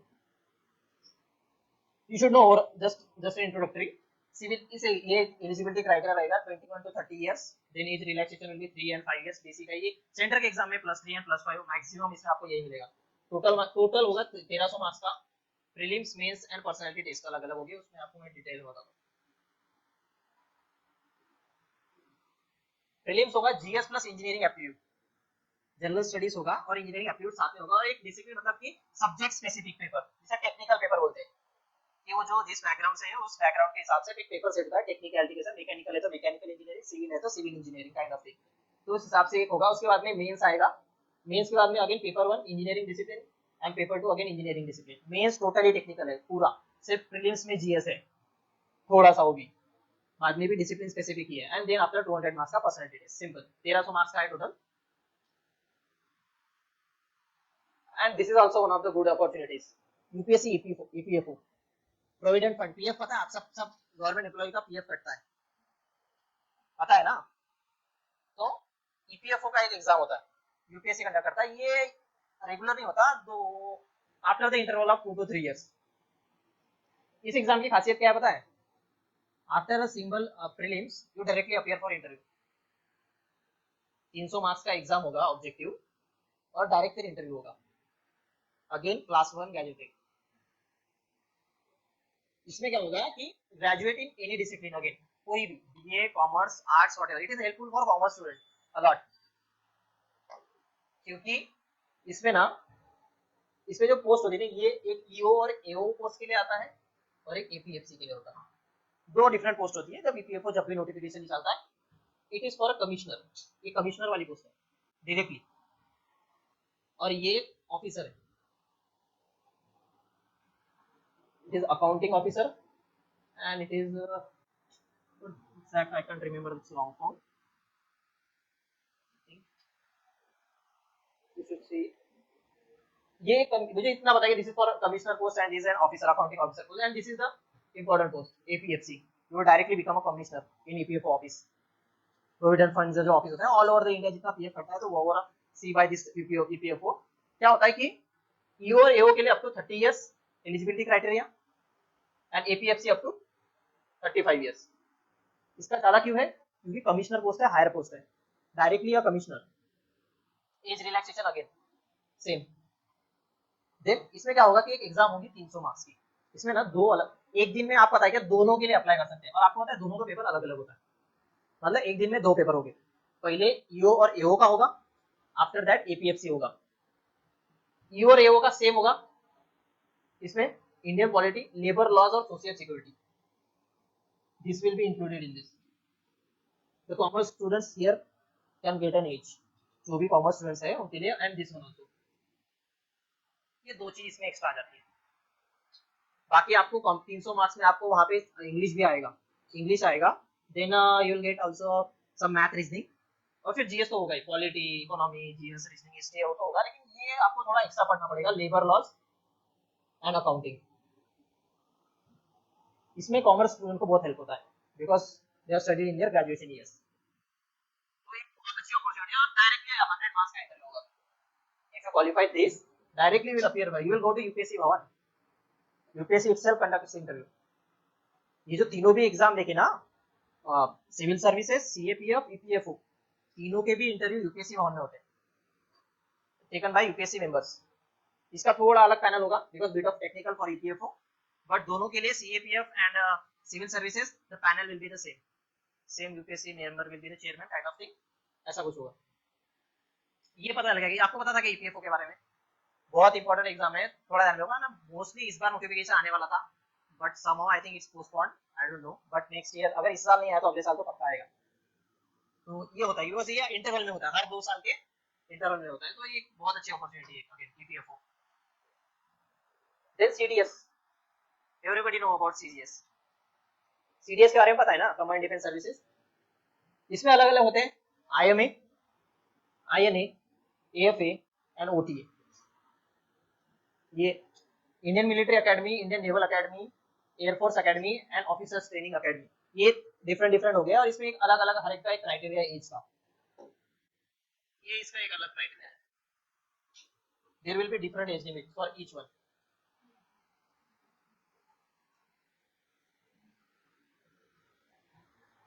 आईएमए के लिए 19 to 24 years, 19 to 22, 19 to 23, 19 to 25।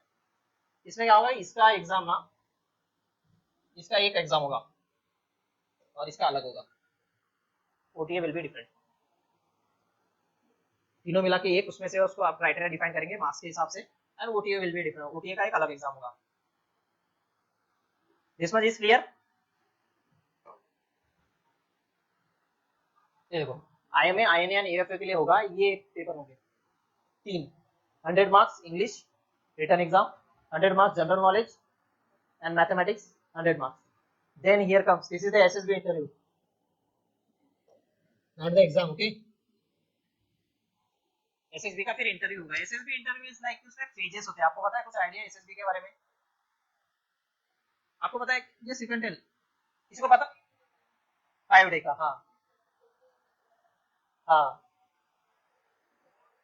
Stages होते हैं, लाइक कि ग्रुप डिस्कशन होगा, उसके बाद में पर्सनालिटी टेस्ट होती है, फिर फोटो वाला, या then you have to elaborate something is written in like you said photo वगैरह, इस टाइप में अलग अलग स्टेजेस में होगा। और ऐसे कि जैसे कि उनका एक क्राइटेरिया नहीं है ऐसे कि उन्हें इतना ही सिलेक्ट करना है, दे चेक फॉर द क्वालिटी। कैसा होता है कि आपको एक एग्जाम के बारे में ना होता है कि this much amount of you have to take the candidates, what happens in SSB, okay, if they didn't find the quality in the students, they will return all of them because they are searching for quality, because the officer entry in armed forces, defence services, direct officer entry होती है वो, इसीलिए।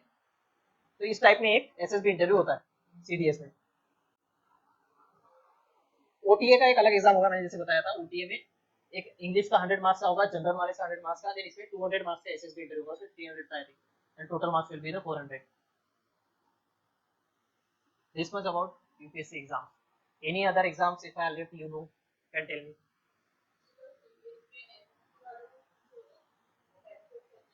वो SSB में, not in written exam. Written exam में कोई benefit नहीं रहेगा, वो इट्स लाइक एन एज देगा। आप इंटरव्यू में जा रहे हो तो आप एनसीसी कैंडिडेट हो, you know about the defence services very well, तो एक आपको एक एज मिलेगा जब एसएसबी इंटरव्यू रहेगा।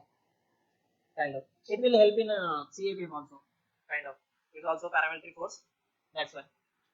This was about UPSC exams. Any doubts here? कोई डाउट है यहाँ तक?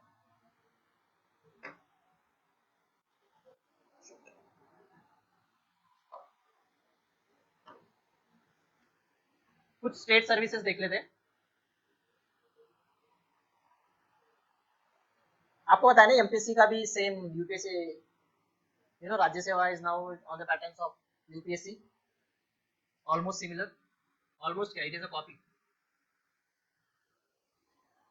it's not almost similar, it is a copy of UPSC. They have just copied the syllabus also and pasted here, everything from optional subject to essay to GS and everything except prelims। MPSC का prelims थोड़ा different होता है, pattern तो same है। आपको UPSC का pattern समझ में आ गया, मतलब राज्य सेवा का पैटर्न समझ में आ गया जो होगा।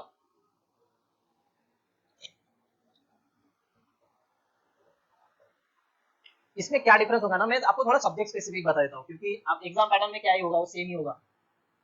1750 का मीन्स 275 का इंटरव्यू, प्रीलिम्स 200 का ये होगा, जीएस होगा प्रीलिम्स का, और सीसैट 200 का होगा। Simply this GS CSAT will be there negative. हाँ, इसमें याद है कि एमपीएससी में एक एज होता है, 1/4 नेगेटिव होता है, ये एक इंपॉर्टेंट चीज है इसमें। एमपीएससी में कैसा होगा कि वहां 0.66 कट रहा था, यहाँ 0.5 कटेगा, so you can attempt more number of questions. So एक ध्यान में रखना कभी भी कि अगर एमपीएससी का एग्जाम देने जा रहे हैं, कोई भी एग्जाम है एमपीएससी का, तो 1/4 नेगेटिव मार्क रहता है। जैसे कंबाइंड में 100 क्वेश्चंस 100 मार्क्स होता है, तो उसमें भी 1/4 रहेगा जी, 4 क्वेश्चन गलत होने पे 1 मार्क कटेगा। तो इसमें ऐसा है कि 4 क्वेश्चन गलत होने पे 2 मार्क्स कटेंगे। यूपीएससी में ऐसा था 3 क्वेश्चन गलत होने पे 2 मार्क्स कटेंगे। यहाँ एक एज मिल सकती है कि यहाँ पे आप ज्यादा नंबर ऑफ क्वेश्चन अटेम्प्ट कर सकते हो, तो हियर इट हेल्प्स कि नेगेटिव मार्किंग में थोड़ा सा चेंज है। सेम पैटर्न है, इसमें कैसा आ जाता है कि प्रीलिम्स इसका डिफरेंट होता है। प्रीलिम्स मतलब डिफरेंट कैसे होता है कि आपका यूपीएससी ना थोड़ा अप्लाइड पर्सपेक्टिव ज्यादा होता है। They didn't ask straight forward things. UPSC कभी स्ट्रेट फॉरवर्ड नहीं पूछता कि सीधा सीधा कुछ दे दिया है, जस्ट लाइक पॉलिटी के बारे में, फंडामेंटल राइट के बारे में, ऐसा basic basic right to privacy, और फिर राइट टू प्राइवेसी तो यूपीएससी भी पूछता है, इट्स लाइक कि कुछ दे देगा, labour exploitation, right to exploitation हो गई बेसिक ना, तो इसमें सीधा सीधा ही पूछ लेता है, ऐसा कुछ अप्लाइड टाइप नहीं पूछेगा। अप्लाइड क्वेश्चन होते हैं इकोनॉमी बेस्ड जो होते हैं सिविल सर्विसेज के, वो अप्लाइड काइंड ऑफ क्वेश्चंस होते हैं, मैक्सिमम अप्लाइड क्वेश्चंस होते हैं कि वो कॉन्सेप्ट पे जाते हैं। ये एमपीएससी थोड़ा रट्टा पे जाता है कि they ask for article, like money bill का आर्टिकल क्या है, 110 111 112, दे will give option like that. तो थोड़ा चेंज आ गया पैटर्न में। प्रीलिम्स थोड़ा सा, अगर एक यूपीएससी स्टूडेंट को देखना जाए तो मेंस इसका इजी हार्ड नहीं जाएगा, प्रीलिम्स हार्ड जाएगा, क्योंकि we take in a broader thinking. Broader thinking होती है यूपीएससी पर्सपेक्टिव में, like we go for the possibilities. Here in MPSC you have to narrow down कि this is the thing, this is the thing, ये है तो होगा ही। इसमें अगर ज्यादा सोचेंगे तो गलत होने के चांसेस है, वहां ज्यादा सोचेंगे तो करेक्ट होने के चांसेस ज्यादा होते हैं। तो यहाँ एमपीएससी डिफर करता है, थोड़ा स्टेट पर्सपेक्टिव आता है हिस्ट्री टर्म्स में और ज्योग्राफी टर्म्स में। स्टेट हिस्ट्री आएगा और स्टेट ज्योग्राफी आएगा, वो एक्स्ट्रा पढ़ना पड़ेगा। और current affair is a big thing. Current affair क्यों बिग थिंग है, लाइक कि MPSC go for a single word current affairs, they will ask for the awards, initiative taken, recently this book has been launched, ऐसे kind में होगा। One word SSC kind of जो होता है ना current affair, SSC banking kind of जो होता है कि स्पोर्ट्स के पूछे जाते हैं, sports question, award question, recently like Oscar किसको मिल गया, best actor, kind of thing, तो थोड़ा एमपीएससी उस वे में थोड़ा जाता है, तो उस वे में थोड़ा आपको प्रिपेयर करने की जरूरत होती है। तो इस चीज में प्रीलिम्स में थोड़ा सीसैट वेरी सबसे इजी, सीसैट तो पढ़े भी नहीं तो अगर आप अच्छे आपने ग्रेजुएशन वगैरह अच्छे से किया है तो कोई इशू नहीं है, बिकॉज इट्स लाइक कि क्वेश्चन पढ़ो फिर पैसेज पे जाओ आंसर टिक मार दो, बहुत इजी होता है इसका सीसैट। सिर्फ इतना है कि इसमें ज्यादा मत सोचना। यूपीएससी में कैसा होता है, you have to like they will ask for a conclusion, they will ask for the inference, inference like कि एप्लीकेशन होता है, जैसे for example in UPSC CSAT they will give a short para, ठीक है, व्हाट विल यू इन्फर और what is the writer trying to say from this passage, चार option रहेंगे, उसका पैसेज से रिलेटेड नहीं होता है, आपको पैसेज अंडरस्टैंड करना है, उसमें से थिंक करके आपको ऑप्शन टिक करना है इन terms of CSAT of UPSC. What happens here, passage में पूरा लिखा है, पैसेज का ही क्वेश्चन देगा, 10th का बोर्ड का या 12th का बोर्ड का आपने पैसेज सॉल्व किया है, इंग्लिश का पैसेज में ही आंसर होता है, सेम राज्य सेवा का सीसैट पैसेज में ही आंसर होता है, वहां पे जो लिखा है वो चुपचाप टिक कर दो, तुम सोचोगे क्या ये पैसेज में ये राइटर थिंक कर रहा है वो हो गया गलत, सिंपल है। तो बेसिक अंडरस्टैंडिंग लेके चलना है कि सीसैट में, और उसमें 40 to 50 क्वेश्चन तो पैसेज के ही होते हैं, इजीली यू क्रॉस 66 मार्क्स बहुत इजीली। तो इसमें मेन कंपटीशन इसमें होता है जीएस पेपर 1 में, CSAT is never a problem in terms of MPSC, you will get one English passage also and Marathi, तो उसमें कभी कंपटीशन का बात ही नहीं है, anybody can clear it, whosoever graduated कोई भी क्लियर कर देगा इजीली। अगर किसी को इंग्लिश पढ़नी नहीं आती मराठी में भी होता है वही same passage, it's like that. इसमें सिर्फ जीएस का इशू आएगा तो वो थोड़ा पर्सपेक्टिव आपको थोड़ा, क्योंकि इसमें जनरली कट ऑफ 100 अप हो जाता है जीएस का, जनरली नहीं ऑलवेज 100 प्लस जीएस का होता है, इस बार तो 117 था, 117 marks out of 200, there is a kind of competition in that. तो इसमें थोड़ा प्रीलिम्स को थोड़ा आपको नहीं गया, थोड़ा पीवाईक्यू, और इसमें साइंस एक मेजर फैक्टर है, फिर आज जनरल साइंस अगेन 11वीं 12वीं का, it will ask for that in detail kind of like biology, physics, chemistry, वो होगा और डिटेल में होगा मोस्टली। कोई कोई एग्जाम में तो मैंने देखा है कि it ask for numericals also in MPSC, तो एक थोड़ा डिफरेंट पर्सपेक्टिव आता है राज्य सेवा में। बट क्या होता है कि अगर आप यूपीएससी कर रहे हो ना, यहाँ आपका एडवांटेज है, अगर कोई बंदा जिसने अभी तक जो मेंस या फिर इंटरव्यू दिया है तो वो प्रीलिम्स क्लियर कर लेगा, यहाँ फंस जाएगा, he doesn't know anything about writing, क्योंकि अब तक राज्य सेवा इज लाइक कि ऑप्शन, चार ऑप्शंस, ठीक एनीथिंग, और राज्य सेवा का mains is like very different thing, कि they will ask one question like कि बजट में tax on goods kind of कितने परसेंट से बढ़ा है, this will be the question in the mains of राज्य सेवा। पहले होते थे, मतलब अभी भी मतलब मेंस में आप देखोगे तो 2.5%, 3%, 3.5%, 4%, ऐसे इकोनॉमी के क्वेश्चन आते, तो उनको उस चीज की प्रैक्टिस है, उनको इस चीज बारे में कुछ नहीं पता। तो यहाँ यूपीएससी के स्टूडेंट के बारे में एडवांटेज है फ्रॉम रिसेंट बैच, ये इनिशियल 2 इयर्स ओनली, 2 साल में एमपीएससी के बच्चे ट्रेन हो जाएंगे कि आंसर कैसे लिखना है। पर अभी कैसा है, जो यूपीएससी के लिए तैयारी कर रहे हैं they already know all those things in detail, आपको पता है कि एक आंसर कैसे लिखना है। पर लास्ट ईयर फॉर एग्जांपल किसी एमपीएससी के स्टूडेंट ने इंटरव्यू भी दिया हो, उसे इस बारे में नहीं पता, वो इस बारे में आपसे भी कम है, वो प्रीलिम्स बिना पढ़े निकाल लेगा, लेकिन यहाँ पढ़ते पढ़ते भी नहीं निकाल पाएगा, क्योंकि उसे सभी पढ़ना है, और ये आप सब लोग पढ़ चुके हो, पेपर 1, पेपर 2, पेपर 3 क्या होता है, ऐसे कैसे लिखना है, कितने पेपर में लिखना है, ऑल दोस थिंग्स। तो यहाँ पे एक एडवांटेज, इसलिए प्रीलिम्स में फोकस करना बहुत जरूरी है, वो भी जीएस में, एमपीएससी में। तो यहाँ एक एज मिल गई तो आराम से आपको नौकरी मिलने के चांसेस है, यहाँ पे अपने आपने अच्छा स्कोर कर दिया तो डिस्क्रिप्टिव। और कैसा है कि फर्स्ट टाइम हो रहा है ना, तो क्वेश्चन यूपीएससी लेवल तक भी नहीं जाएगा मेंस का, आप मेंस देने जा रहे हैं तो स्ट्रेट फॉरवर्ड क्वेश्चन आएंगे, what are the geological formations और modification, for example geography question की लैंडफॉर्म्स के बारे में पूछेगा, what are the different types of landforms, give a detail about that kind of, नहीं क्या उस टाइप में जाएगा, वो थोड़ा इतना डिटेल या डीप में नहीं जाएगा, तो हॉटस्पॉट के बारे में पूछ लेगा, तो इस तरह से। तो इस मामले की स्टार्टिंग या इनिशियल है तो they will go for the basic, directly apply नहीं करेंगे, क्योंकि उनको स्टूडेंट पर्सपेक्टिव याद रखना है। एमपीएससी में कैसा होता है कि थोड़ा स्टूडेंट बैकग्राउंड पे एमपीएससी ध्यान देती है कि लोअर लेवल से आते हैं, तो इस हिसाब से डायरेक्टली हाई लेवल पे नहीं जाता है, तो ये फर्स्ट टाइम है तो it will ask a very easy question, laddu laddu question in means. So यहाँ एक एडवांटेज है, ये तो पैटर्न तो पता है आपको। इंटरव्यू प्रोसेस सेम रहेगा, 275 मार्क्स का एमपीएससी बोर्ड में रहेगा, सिंपल, दोनों मिला के पासिंग होगा।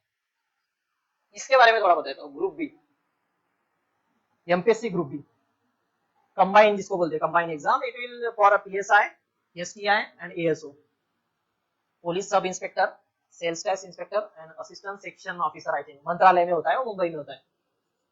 तो इसका एग्जाम फॉर्मेट कैसा होता है, 1 hour 100 marks 100 questions. Here you require a speed. ये क्राइटेरिया है, बट यहाँ पे आपको स्पीड की जरूरत है, क्योंकि यू लाइक कि आपको थिंक करने की ज्यादा आदत हो जाती है अगर आप यूपीएससी दे रहे हैं तो. We take a little bit of more time because you know sufficient amount of time होता है यूपीएससी में थिंक करने के लिए, 2 घंटे में 100 क्वेश्चंस सॉल्व करने के लिए. बट यहाँ पे कैसा है कि 1 आवर में 100 क्वेश्चंस एंड 100 मार्क्स. जो कंबाइन करता है they solve up to 95 questions. The combined students, I have seen some of the students, they are like I have attempted 95, 93, 94, and any new aspirant for UPSC gets shocked how it is possible because they reach up to 70, 80. Because we go for accuracy, they go for the attempts. Again 1.25 ही कम होगा एक गलत हुआ तो, एक marks का question है. तो इसमें कैसा होता है कि आपकी स्पीड बहुत मैटर करती है. और इसमें कैसा है कि पर्सपेक्टिव क्यों अलग आ जाता है, इसमें अरिथमेटिक भी आ जाता है 100 क्वेश्चन में, मैथ एंड रीजनिंग वो भी मेंशन आ जाएगा, करंट अफेयर आ जाएगा, ये थोड़ा टिपिकल आ जाता है. दे will ask for awards, sports kind of like ना वन लाइनर. इसमें और एक डिफरेंट आ जाता है जनरल साइंस. ये तीन चीजें थोड़ी डिफर हो जाती है. ये तो नहीं हो पाएगा because we are already preparing for CSAT. Arithmetic तो चेंज नहीं होगा, ये आप निकाल लो. चलो इसको अपन ने हटा दिए. ये दो ही चीज अलग मिलेगी आपको, एक करंट अफेयर और जनरल साइंस. बाकी तो ये तो आपको पता है. पॉलिटी में क्या होता है, वो आर्टिकल पूछते हैं बेसिक से fast like emergency, like 352, 356, 358, 360, financial emergency like that. वो आर्टिकल पूछेंगे, this article is related to, या फिर मेंशन करेंगे कि प्रेसिडेंट रूल का आर्टिकल बताओ. ऐसे एक आर्टिकल, लेकिन वो they give close options like ये 352, 353, 354, 355, एक का ही डिफरेंस होता है. ऐसे कुछ यूपीएससी कैसा है कि डाइवर्स करता है कि फॉर एग्जांपल उसने राइट टू प्राइवेसी पूछा है तो 21 पूछेगा, फिर 19 डाल देगा, फिर 25 डाल देगा एंड 28 डाल देगा. You have to choose from that. इसमें ऐसा नहीं है, इट इज लाइक 19, 20, 21, 22 क्लोज ऑप्शंस रहेंगे.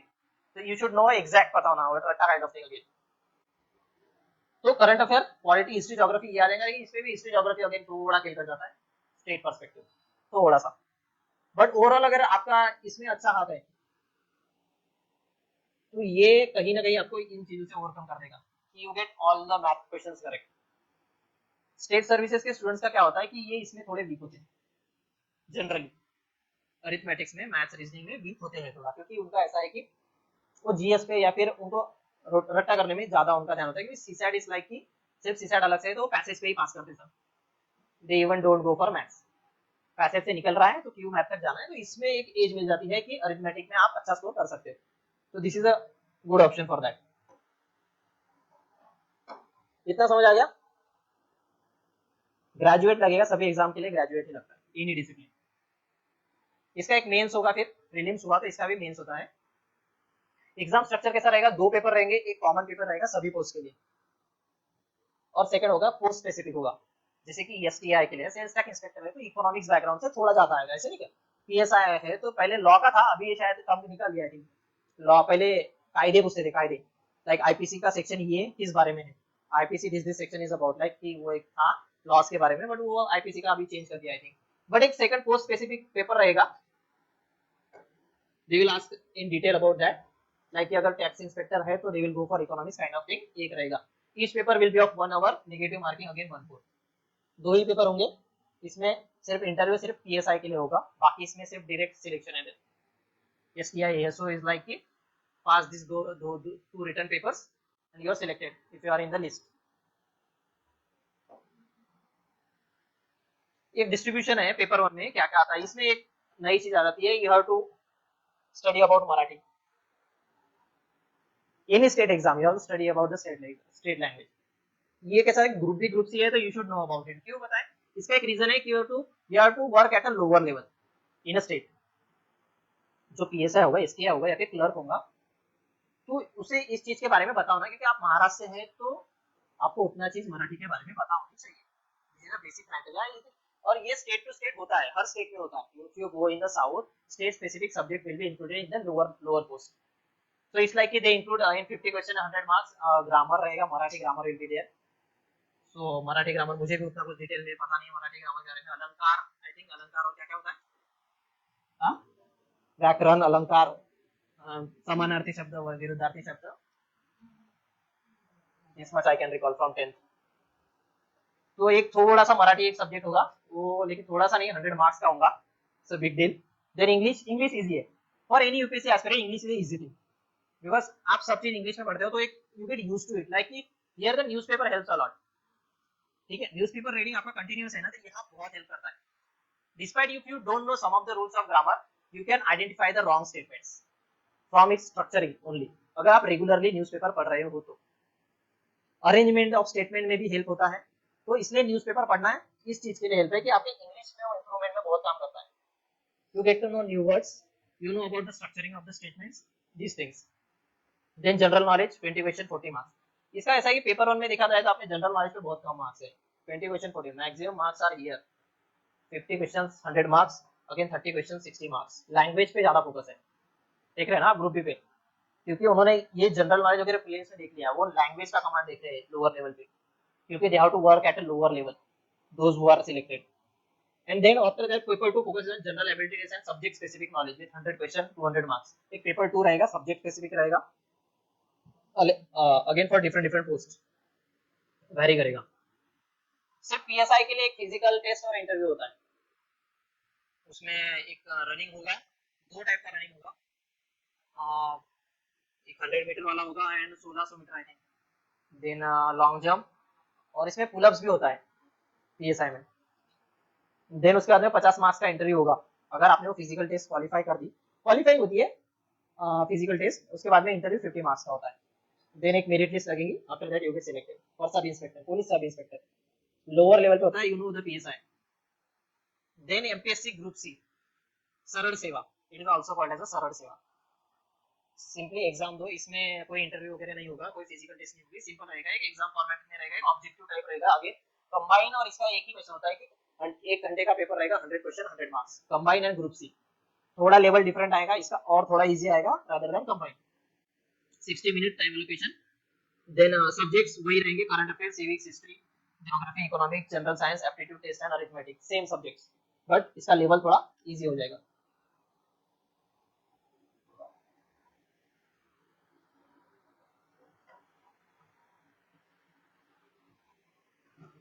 इसका मेंस होगा, अगेन 2 पेपर रहेंगे, Marathi comes into play here also, 60 marks 60 question, then English 40 questions 40 marks 40 question, Marathi English का एक सेपरेट पेपर, इसलिए इसमें जीके एक था, इसमें उन्होंने लैंग्वेज का ही एक अलग पेपर कर दिया। देन इसमें पेपर 2 अलग आएगा, इसमें general abilities and subject specific knowledge के लिए 100 क्वेश्चन का पेपर रहेगा, फिर 200 मार्क्स के लिए 2 घंटे का। बट इसमें ऐसे कि इसमें भी लैंग्वेज, आप ग्रुप बी और ग्रुप सी के लिए आपको लैंग्वेज की कमांड होना, specifically you have to read in detail about Marathi, you should know about Marathi and English also. Then combine total 300 marks में से बहुत पेपर ऑब्जेक्टिव टाइप्स 3 घंटे के रहेंगे, 200 का और 100 का, तो 1 घंटे का पेपर और 2 घंटे का, उसमें से फिर एक मेरिट लिस्ट लगेगी, यू गेट सिलेक्टेड। बट एक स्किल टेस्ट भी रहेगी ग्रुप सी टाइपिस्ट के लिए, बिकॉज क्लर्क बन रहा है तो you should know about typing, so they will test for that skill test. उसमें टैक्स असिस्टेंट रिक्वायरमेंट के लिए मराठी टाइपिंग स्पीड मिलती रहे 30 वर्ड्स पर मिनट एंड 40 वर्ड्स पर minute, English typing speed. And bailiffs and clerks के लिए भी रहेगी मराठी एटलीस्ट 30 और इंग्लिश, बस यही है, this much about MPSC. 3 exams, राज्य सेवा, कंबाइन, ग्रुप सी। राज्य सेवा almost on UPSC patterns from this year, you have to just focus on a prelims kind of, कुछ different perspective बताए थे prelims में, उसपे थोड़ा फोकस करना पड़ेगा, सीसैट पे उतना कोई ध्यान देने की जरूरत है नहीं, just know about the passage, go through the passage and take the answers, simple, बहुत होते हैं 2 घंटे, you easily get 100 plus marks, आपको तो 66 ही लेना है राज्य सेवा में। But combined and group C की तरफ जब आओगे, you have to know about Marathi and some current affairs, kind of like SSC level type of current affairs, this much, this is all about MPSC।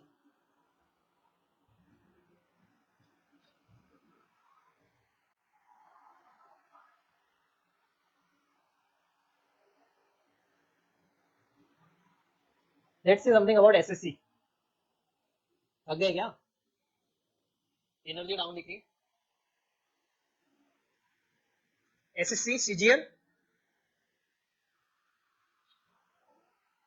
SSC CGL, SSC CPO, और एक railway के बारे में भी डाला है मैंने, non technical exam होता है आरआरबी एनटीपीसी करके, उसमें भी रेगुलरली अभी 2-3 साल में निकलता है उसका मतलब notification, is also good opportunity for in get job in a railways. Railway में जॉब अच्छा होता है। सीजीएल का एग्जाम होता है, एसएससी कंडक्ट करता है। CGL is for graduate level, जो ग्रेजुएट लेवल स्टूडेंट होते हैं उनके लिए सीजीएल का एग्जाम लिया जाता है कि conducted to recruit candidates of various group B and group C post होता है। Basically for majorly group B and group C in the central government. Computer based रहेगा। हाँ, group B group C computer based नहीं होता है MPSC का, ये ध्यान में रखना। जनरली कैसा होता है कि जो 100 मार्क्स का 1 आवर के पेपर्स होते हैं वो ऑनलाइन होते हैं, but in terms of Marathi it is in offline mode, pen and paper. MPSC भी कंबाइन भी और ग्रुप सी एमपीएससी के वो तीनों भी एग्जाम पेपर, लेकिन एसएससी के मैक्सिमम एग्जाम ऑलमोस्ट सभी पकड़ लो वो ऑनलाइन बेस्ड होते हैं, कंप्यूटर बेस्ड रहेंगे। CBT computer based exam annually notification आता है। आई थिंक अभी एसएससी का जून जुलाई में नोटिफिकेशन आएगा, जून जुलाई के एग्जाम का, so keep an I on that. Okay, English and Hindi medium रहेगा। कुछ फेजेस है उसके देखते हैं। पहले आएगा एसएससी सीजीएल का टियर 1। इसमें भी स्पीड बहुत मैटर करती है, क्योंकि ये भी 1 घंटे का पेपर होता है। In 1 hour you have the 100 objective multiple choice questions, total of 200 marks. 100 question रहेंगे, 200 मार्क्स। एक क्वेश्चन 2 मार्क्स का, ठीक है। और इसमें थोड़ी नेगेटिव मार्किंग आपकी बढ़ जाएंगी, 0.5, मतलब कि ऑलमोस्ट द पॉइंट इसमें इतना 0.25 था ना, जैसे नहीं नहीं नहीं सेम ही आएगा, मतलब कि 1/4 पकड़ लो। 0.5 मतलब 1/4 आएगा ना। यूपीएससी से यूपीएससी इज 2/3 ना, 2/4 आई थिंक। हाँ, कि 0.5 कम होगा। एक क्वेश्चन गलत हुआ तो 0.5 गलत होगा, 0.5 मार्क्स डिडक्ट होंगे। इसमें क्या होगा, जनरल इंटेलिजेंस एंड रीजनिंग के 25%। इसका डिस्ट्रीब्यूशन बहुत अच्छा है कि 25 25 25 25 फिक्स है कि 25 मार्क्स का जनरल इंटेलिजेंस एंड रीजनिंग भी पूछेगा, मतलब इन शॉर्ट रीजनिंग। 25 मार्क्स का रीजनिंग रहेगा, 25 मार्क्स का general awareness that is GS, general studies जो बोलते हैं। इसमें पॉलिटी आ गया, ज्योग्राफी आ गया, इकोनॉमिक्स आ गया, हिस्ट्री आ गया, सब। देन उसके बाद में क्वांटिटेटिव एप्टीट्यूड मतलब मैथ्स, उसके 25 क्वेश्चन रहेंगे। उसके बाद में इंग्लिश के 25। एक सेक्शन वाइज उन्होंने डिवाइड कर दिया, 4 सेक्शन में इतना इतना रहेगा, मार्क्स पर सेक्शन कर दिया है, टोटल मार्क्स पर सेक्शन। 2 मार्क्स का एक क्वेश्चन है, ये शायद 2 मार्क्स का एक क्वेश्चन रहेगा, तो 200 मार्क्स में सभी आ जाएगा। Get wrong, I think 50 marks पर सेक्शन होगा। एसएससी सीजन निकल गया तो उसके बाद में आता है स्टेज 2, दैट इज टियर 2। उसका मेंस, हर एग्जाम का प्री के बाद मेंस होता है। इस mains is again computer based, 4 paper रहेंगे, total 800 marks. Paper 2 hours long, includes the quantitative aptitudes, 2 hours long contain the quantitative aptitude, English and language comprehension, statistics and general studies for specific post। 4 paper 200-200 marks के, हर एक paper 2 घंटे का। Subject कौन से रहेंगे, quantitative aptitude abilities का, English and language comprehension, statistics और general studies for specific. Statistics के लिए अलग से होता है उसका, अगर आपका स्टैटिस्टिक बैकग्राउंड है तो उसकी एक अलग पोस्ट होती है, उस हिसाब से उसका एक अलग एग्जाम होगा स्पेसिफिकली। बस इतना ही मेंशन किया है। एक डिस्क्रिप्टिव पेपर भी होगा उसमें, कि paper pen and paper offline test lasting 1 hour with in 100 marks include essay, letter, application writing in English और हिंदी। एक 100 मार्क्स का 1 घंटे का पेपर होगा, रिटन टेस्ट होगी, वो आप चेक करना चाहते हैं टेस्ट। क्यों रिटन एग्जाम क्यों लेते हैं, बेसिक क्यों रिटन एग्जाम लेते हैं, कौन सी एबिलिटी चेक, मतलब क्यों एबिलिटी चेक करते हैं ऐसी, कि बेसिकली ऐसी बेसिकली पूछ रहा हूँ। फॉर एग्जांपल कि रिपोर्ट राइटिंग या लेटर राइटिंग क्यों, कि it's like if you are recruited in a certain office, you are recruited to a certain post, you have to report something to your seniors। तो आपको पता होना चाहिए कि एक रिपोर्ट कैसे लिखते हैं या एक लेटर कैसे लिखते हैं। you have to take a leave, you have to write a letter for that, कि आपको लीव लेना है तो एक लेटर लिखना पड़ेगा, तो you should know that skill। Okay, इसीलिए जनरली रिटन एग्जाम लिया जाता है कि आपको एक स्किल आनी चाहिए कि आपको किसी को रिपोर्ट लिखनी है, कुछ इंसिडेंट्स पे लिखना है, इसलिए एक रिटन एग्जाम लिया जाता है यूपीएससी में भी। इसलिए एक स्किल टेस्ट रहेगी स्पेसिफिक पोस्ट के लिए। स्किल टेस्ट जनरली वो टाइपिंग वाइपिंग नहीं होता है, अगर ग्रुप सी पोस्ट है तो टाइपिंग में उसमें जनरली स्किल टेस्ट मांगता है, और फिर डॉक्यूमेंट वेरिफिकेशन।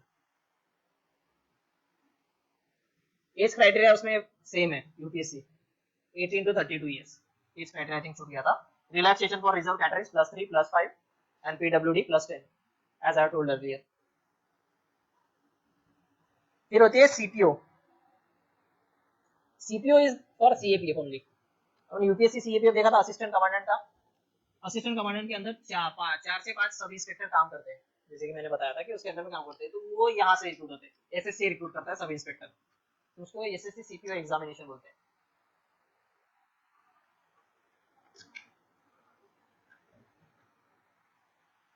सब इंस्पेक्टर इन दिल्ली पुलिस, ये उसमें अलग पोस्ट है और इसका सबसे ज्यादा कट ऑफ होता है। अगर सीपीओ में आप अगर देखने जाए ना तो सबसे ज्यादा cut off, everybody wants to go Delhi, सबको दिल्ली जाना है, इसका ज्यादा कट ऑफ होता है। क्यों? कैपिटल है यार, कैपिटल में तुम सब इंस्पेक्टर हो, इट्स अ बिग डील। किसी भी कंट्री के कैपिटल में सब इंस्पेक्टर और एक महाराष्ट्र के किसी गांव में सब इंस्पेक्टर में बहुत फर्क है, इन terms of earning, in terms of reputation, in terms of power, बहुत डिफरेंस है। आपको दिल्ली के बारे में बताया, what is special about Delhi, like SSC क्यों कंडक्ट करता है दिल्ली का, मैक्सिमम कैसा होता है कि स्टेट सर्विसेज कंडक्ट करती है ना, तो दिल्ली के लिए क्यों अलग से एसएससी? यूनियन टेरिटरी तो है, बट यूनियन टेरिटरी तो दूसरी भी है, पौंडीचेरी वगैरह भी, उसमें तो नहीं कर रहा हूँ। What is special about Delhi? Yes, capital है, नहीं it is not the reason. हाँ, वो एक बेसिकली ले सकते हैं, हाँ, बट उसके बेसिक आइडिया क्या है पता है क्या? दिल्ली का ना, दिल्ली का कुछ कुछ सब्जेक्ट्स है जो ना स्टेट लेजिस्लेचर के अंडर भी नहीं आते, उसमें लॉ एंड ऑर्डर और land, public law and order जो लैंड है ना, वो ministry of home affairs govern करती है। मतलब ऐसा है कि दिल्ली गवर्नमेंट खुद के लिए पुलिस, जो पुलिस पे जो कंट्रोल है उसमें दिल्ली गवर्नमेंट का कंट्रोल नहीं है। Here comes the Amit Shah, mister Amit Shah, ministry of home affairs, जो लैंड का भी जो करना है कि whatever it will be allotted to it, here the ministry of home affairs comes into picture, these are governed by ministry of home affairs, that's why SSC conducts the exam for sub inspector और police, Delhi police के लिए, Delhi police की अलग से exam जो होती है ना, तो लॉ एंड ऑर्डर में मिनिस्ट्री ऑफ होम अफेयर्स मतलब सेंट्रल गवर्नमेंट का हाथ है उसमें, सेंट्रल गवर्नमेंट गवर्न करती है लॉ एंड ऑर्डर दिल्ली में। So CM of Delhi is not responsible for that. He doesn't have a power to regulate. He's like in other state what happens, like the CM has the power in terms of lower ranks, transferring and all those things में CM के पास power होती है, लेकिन in terms of Delhi it is different thing, because a law and order जो है वो Ministry of Home Affairs के अंदर में आता है, in central government, not in the Union Territory of Delhi. You know, only 2 UTs have, now 3 UTs have their own legislatures. Legislature है ऐसे 3 यूनियन टेरिटरीज हैं, कौन सी कौन सी यूनियन टेरिटरीज है जहां पे खुद का लेजिस्लेचर है? विधान भवन, विधानसभा, 3 है तो मैंने बता दिया। अब 3 कौन सी है? चंडीगढ़ नहीं, नहीं दमन भी नहीं। अब 8 के भी नाम मत ले लेना आप लोग, 8 आई थिंक 7 कितने हैं, नहीं सभी ले, यूनियन टेरिटरी के नाम मत ले लेना। दिल्ली तो पहले ही बता दिया मैंने, फिर और 2 are remaining, other 2 Jammu and Kashmir, correct. Third south में, चलो बता दो। हाँ, पौंडीचेरी इज थर्ड, उनका खुद का लेजिस्लेचर है, बट कैसा है, जो जम्मू एंड कश्मीर एंड पौंडीचेरी है ना, they govern their law and order and land. Police भी आ गया, police, law and order and land, ये जो है ना वो खुद ही गवर्न करते हैं, बट एक्सेप्शन इज दिल्ली, जिसमें मिनिस्ट्री ऑफ होम अफेयर्स काम करता है, police, public order and land. इसीलिए यहाँ पे sub inspector SSC Delhi conduct करता है ना, अदर सेंट्रल आर्म फोर्सेस इनके सब इंस्पेक्टर जो है वो एसएससी सीपीओ से रिक्रूट होते हैं। ये अगेन 3 फेजेस में होता है, पेपर 1 होगा प्री टाइप मेंस, और इसमें भी फिजिकल टेस्ट है, बिकॉज ये जहां पे भी इंस्पेक्टर की पोस्ट आएंगी तो फिजिकल टेस्ट होगा, because it is for police services, simple. और ये एनुअली होती है एग्जाम। क्या होता है, पेपर सीबीटी होगा, एसएससी के पेपर सीबीटी होते हैं। पहला पेपर होगा प्रीलिम्स, 2 आवर्स का, 200 मार्क्स, टोटल क्वेश्चंस 200। इसमें देखो कि वन क्वेश्चन 1 मार्क्स है, लेकिन 2 घंटे का है। जनरली मैक्सिमम इसमें देखे थे कि 1 घंटे का पेपर होगा, 100 क्वेश्चंस होंगे, बट इसमें ऐसा है कि 2 आवर्स का पेपर है, 200 marks and 200 questions, 1 marks for each question, okay. 0.25 1/4 negative marking रहेगी, सिंपल। इसमें वही है कि बेसिक सब्जेक्ट की general intelligence and reasoning 50 questions 50 marks. इसमें नंबर ऑफ क्वेश्चंस ना बढ़ जाते हैं, रीजनिंग का 1 हो गया, जीएसजी के 1 हो गया, मैथ्स एंड इंग्लिश 4 सब, एसएससी में ये 4 सब्जेक्ट आते ही है। वो डिवाइड ही कर देते हैं फिर post in respective of the post, वो 4 इसमें डिवाइड करके ही रखेंगे आपको, रीजनिंग में, मैथ्स में, जनरल नॉलेज में और इंग्लिश में। सिर्फ इतना है कि नंबर ऑफ क्वेश्चन चेंज होगा पोस्ट टू पोस्ट या अलग जिसका भी रिक्रूटमेंट है उस हिसाब से, तो क्वेश्चन चेंज होंगे और मार्क्स चेंज होगा, बट ये बेसिकली ना मेजरली यही होता है। फिर उसके बाद में प्री क्वालिफाई किया, कट ऑफ लगेगा, मेंस रहेगा, मेंस में ऑफलाइन मोड में होता है इसका मेंस। इसमें देखिए 2 hours 200 मार्क्स, डिस्क्रिप्टिव रहेगा, English language and comprehension, component will be the essay writing and later writing. CAPF का प्रिपेयर किया हो तो ये साथ में हो जाएगा, सिंपल। वहां का फिजिकल यहाँ भी काम आ जाएगा अगर वहां निकल गए तो। कोइंसाइड होने वाले भी एग्जाम्स हैं तो ये पता होना चाहिए कि अगर आपने फॉर एग्जांपल की सीएपीएफ के लिए प्रिपेयर किया है कि बैड लक समझ लो वहां नहीं हो पाया प्रीलिम्स, पर आपको पता है कि सीपीओ भी है, तो सेम नॉलेज यहाँ पे, क्योंकि वहां पे भी आपने मेंस के लिए रिटर्न लिखा है, 4 ऐसे लिखे हैं, वहां पे भी रिपोर्ट राइटिंग के लिए लिखे हैं। जब पेपर आप एग्जाम दोगे तो 3 घंटे का जो डिस्क्रिप्टिव होता है उसमें ये रहता है, लेटर नहीं होता उसमें, जब ऐसे राइटिंग होता है, आर्गुमेंट राइटिंग होता है। तो यहाँ पे आपका पेपर 2 मेंस भी हो चुका है, उसके हिसाब से अगर उसके लिए प्रिपेयर कर रहे हो तो आपका मेंस ऑलरेडी रेडी है। If you know about this exam, if you didn't know गया से भी, इसलिए एग्जाम्स के बारे में पता होना जरूरी है कि आपको एक कोइंसाइडिंग एग्जाम या फिर जो सब्जेक्ट नॉलेज या फिर एक स्पेसिफिक डिटेल में जो रिक्वायरमेंट है वो कहाँ मैच हो रही है, so that you can attempt other exam simultaneously. तो ये उसके आगे एक मोटा मोटा आइडिया पता होना चाहिए। अगेन सब इंस्पेक्टर के लिए है तो एक फिजिकल टेस्ट होगी, इसमें थोड़ा इसमें डिफिकल्टी लेवल ज्यादा होता है फिजिकल का age compare to assistant commander, because there is for class 1, तो क्लास 1 जितना जितना बड़ा पोस्ट होगा उतना रिलैक्स्ड फिजिकल होगा। एक एडवांटेज होता है कि जितना आप कि इसमें जैसे कि 100 मीटर रेस इन 16 सेकंड्स, ये सेम है, ये आपको सीएपीएफ में भी सेम है, 16 सेकंड्स में ही है। फीमेल के लिए रिलैक्स है फॉर 18 सेकंड्स। यहाँ पे ना 1.6 किलोमीटर रेस होती है, सीएपीएफ में ओनली 800 मीटर्स, सिर्फ 800 मीटर का एक रेस होगा, 400 मीटर का अराउंड 2 बार घूमो बस, 6.5 मिनट्स में होगा, फीमेल्स के लिए 8 मिनट्स होगा। यहाँ लॉन्ग जंप 3.65 मीटर से वहां आई थिंक 3 मीटर है सीएपीएफ में, वो कम हो जाता है, डिस्टेंस कम हो जाता है सीएपीएफ के लिए। यहाँ हाई जंप है, यू नो हाई जंप वैसी पट्टी होती है, you have to come like that and you have to jump from it, तो हाई जंप, सीएपीएफ में हाई जंप नहीं होता है, यहाँ पे हाई जंप आ जाता है। शॉर्ट पुट, गोला फेंक, ये 4.5 मीटर का होता है, वहाँ आई थिंक 4 मीटर समथिंग ऐसी है, फीमेल्स के लिए तो वहाँ भी नहीं है, यहाँ भी नहीं है।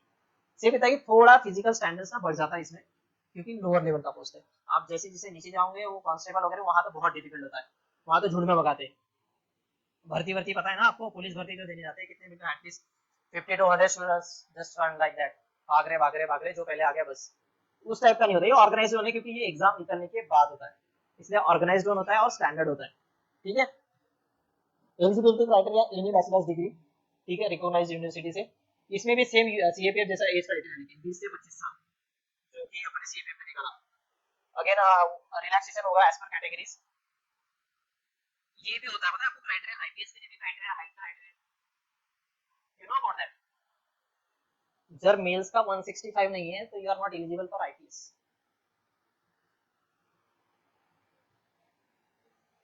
This is the thing, IPS is a Indian police services, it also requires height. So अगर आपकी हाइट नहीं है तो you are not eligible at all, whatever will be your rank. अगर आपकी रैंक 10 भी है और आपने पहला आईपीएस डाले है, फिजिकल स्टैंडर्ड में नहीं मिला, नहीं मिलेगा, they will go for other preference, you are not available. Females के लिए कम हाइट रिक्वायरमेंट है, I think 160 for females, it's like 150 157 ऐसा कुछ है, आई थिंक कम है फीमेल्स का, बट मेल्स का 165 है, you should know about that. Then comes the railways, RRB NTPC, non technical post के लिए रेलवेज कंडक्ट करती है एक एग्जाम, आरआरबी एनटीपीसी, जो 2 to 3 इयर्स के ड्यूरेशन में होते रहती है, उस हिसाब से कि post category group B non gazetted होता है और group C clerical and administrative दोनों मिला के ही होता है। वो सिर्फ ऐसा है कि आपके मार्क्स के हिसाब से आपको एलोकेट होता है, ऐसे kind of under graduate and graduate also, 12 पास और दोनों भी होता है। और 5 स्टेजेस रिक्रूटमेंट होती है, सीबीटी होती है, स्किल टेस्ट होती है एंड वेरिफिकेशन इंक्लूडिंग। 5 स्टेज मतलब ये उसमें स्किल टेस्ट और वेरिफिकेशन भी आ गया। Group B non technical and group C clerical, age limit 18 to 30 years for under graduate post and 18 to 33 years for graduate post. बहुत एज लिमिट है, हर एक बंदा अप्लाई कर सकता है। मैक्सिमम एग्जाम्स में आप 30 तक अप्लाई कर सकते हो, अनटिल अनलेस वो कोई फोर्सेस का नहीं है, अगर ओबीसी में है तो हार्डली 28 तक रिलैक्स होता है, ओपन में है तो हार्डली 25, अगर फोर्सेस का है तो, नहीं तो ऑलमोस्ट सभी एग्जाम में 30 टू 32 ईयर्स तक का रिलैक्सेशन होता है ऑलमोस्ट। एसएससी हो गया, एनटीपीसी हो गया, एमपीएससी हो गया। एमपीएससी में तो एज क्राइटेरिया तो बहुत लंबा है, कोई इशू नहीं है, तो एमपीएससी में तो अटेम्प्ट भी नहीं होते, ये 6-9 वाला सिस्टम नहीं है, you as many as attempts as you can. I think 40 to 45 years तक है MPSC. I think it's a lot of time, उतना तब तक करना भी किसको है। आरआरबी एनटीपीसी पोस्ट कैटेगरी देखो, अंडर ग्रेजुएट लेवल में 12 क्लास में 12 पास के एक होगा, उसमें क्लर्क वर्क के पोस्ट आएंगे। जब 12 पास के ले रहे तो obviously junior clerk, account clerk, junior time keeper, train clerk, commercial कम टिकट क्लर्क, सभी क्लर्क के पोस्ट आएंगे 12 पास बेसिस पे। और ग्रेजुएट लेवल पे आएंगे आपको traffic assistant, goods guard, senior commercial कम टिकट क्लर्क, सीनियर क्लर्क कम टाइपिस्ट, जूनियर अकाउंट असिस्टेंट कम typist, senior time keeper, commercial apprentice, station master. Station master आपको पता होगा ना, स्टेशन मास्टर जो रेलवे स्टेशन पे होता है, वो यहाँ से रोड होता है। तो स्टेशन मास्टर है, अपन जो बोलते हैं ना, स्टेशन पे जाते थे, एक स्टेशन मास्टर होता है, he is one, is recruited by RRB NTPC. इसमें वो भी आ गया जो अपने को टिकट निकाल के देता है, टीसी भी आ गया, टिकट कलेक्टर जो चेक करता है। So all those post are recruited by RRB NTPC. TC की पोस्ट हो गई, टिकट निकालने वाले की पोस्ट हो गई, स्टेशन मास्टर की पोस्ट हो गई, तो वो सब आरआरबी एनटीपीसी थ्रू होता है।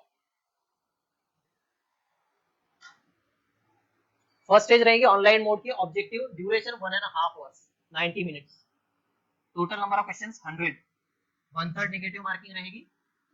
General awareness 40 marks, mathematics 30, general intelligence and reasoning 30, 40 30 70 3 10, GS math reasoning खत्म। 1.5 घंटे का पेपर रहेगा, simple. Second stage will be the CBT mains, वो अगेन 1.5 घंटे। इसमें टोटल नंबर ऑफ क्वेश्चन बढ़ जाएंगे 120, नेगेटिव मार्किंग सेम रहेगी। इसमें जीएस के 50 क्वेश्चन आ जाएंगे, then mathematics and reasoning same ही रहेगा। देख रहे हो, प्री और मेन सेम है, सिर्फ डिफिकल्ट लेवल में चेंज होगा, सब्जेक्ट चेंज नहीं हो रहे, सेम ही है सब्जेक्ट दोनों में, प्री में भी मेंस में भी। सिर्फ पता है कि नंबर ऑफ क्वेश्चंस बढ़ रहे हैं, मार्क्स बढ़ रहे हैं, और एक डिफिकल्टी लेवल भी चेंज आएगा, क्योंकि वो प्रीलिम्स है तो थोड़ा इजी है, मेंस और डिफिकल्ट होगा, सिलेक्शन प्रोसेस है। क्लर्क है तो टाइपिंग रहेगी, क्लर्क की पोस्ट है, कोई भी क्लर्क की पोस्ट है तो दे रिक्वायर है टाइपिंग। टाइपिंग इस लाइक की टाइपिंग टेस्ट रहेगी 30 वर्ड्स पर मिनट वगैरह, हिंदी या इंग्लिश व्हाटएवर, उस हिसाब से रहेगा।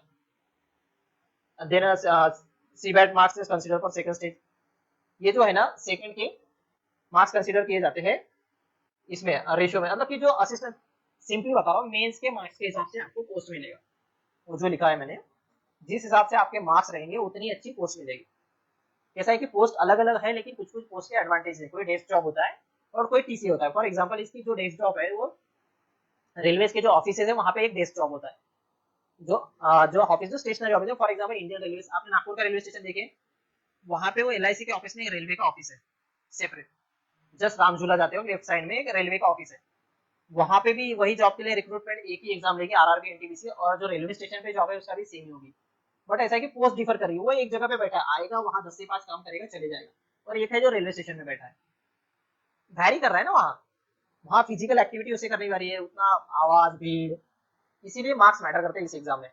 अगर अच्छे मार्क्स है तो वहाँ बैठे रहोगे, अच्छे मार्क्स है तो यहाँ पे रहोगे, स्टेशन पे रहोगे, तो इसीलिए इस हिसाब से उसका सिलेक्शन क्राइटेरिया रहता है मार्क्स के हिसाब से, just like UPSC, according to rank you get the services, IAS IPS IFS IFoS IRS IRMS kind of thing, उस हिसाब से भी इसका भी वैसे ही है, skill test and then document verification and medical exam, simple. This much about exams, any doubt here? समझने लायक तो है नहीं ऐसे कुछ कि कोई टेक्निकलिटी होगी, बट मुझे लगा कि इतने एग्जाम तो भी सफिशिएंट है, एक डिटेल आइडिया आ गया आपको कि, और आई थिंक आपको पीपीटी शेयर होती है ना, तो एक बैकग्राउंड में आपके पास रहेगा। बट थोड़ा ध्यान दो एग्जाम्स के बारे में, I think download some app kind of thing which gives you notification, at least कि एग्जाम के डेट जाने के बाद तो पता ना चले कि ये जो एग्जाम थी और आपका फॉर्म छूट गया, या फिर कनेक्ट रहो स्टूडेंट से, कनेक्ट रहोगे तो पता चलेगा, somebody tell you that this के फॉर्म्स आए हैं। तो एग्जाम का डिटेलिंग पता है तो फॉर्म फिल करने की इच्छा होगी, डिटेलिंग नहीं पता तो जाने दो बोलोगे, इसीलिए एक डिटेल में मैंने एक बताया आपको, एक ओवरव्यू कैसा होगा। This is the thing, this much for today, thank you.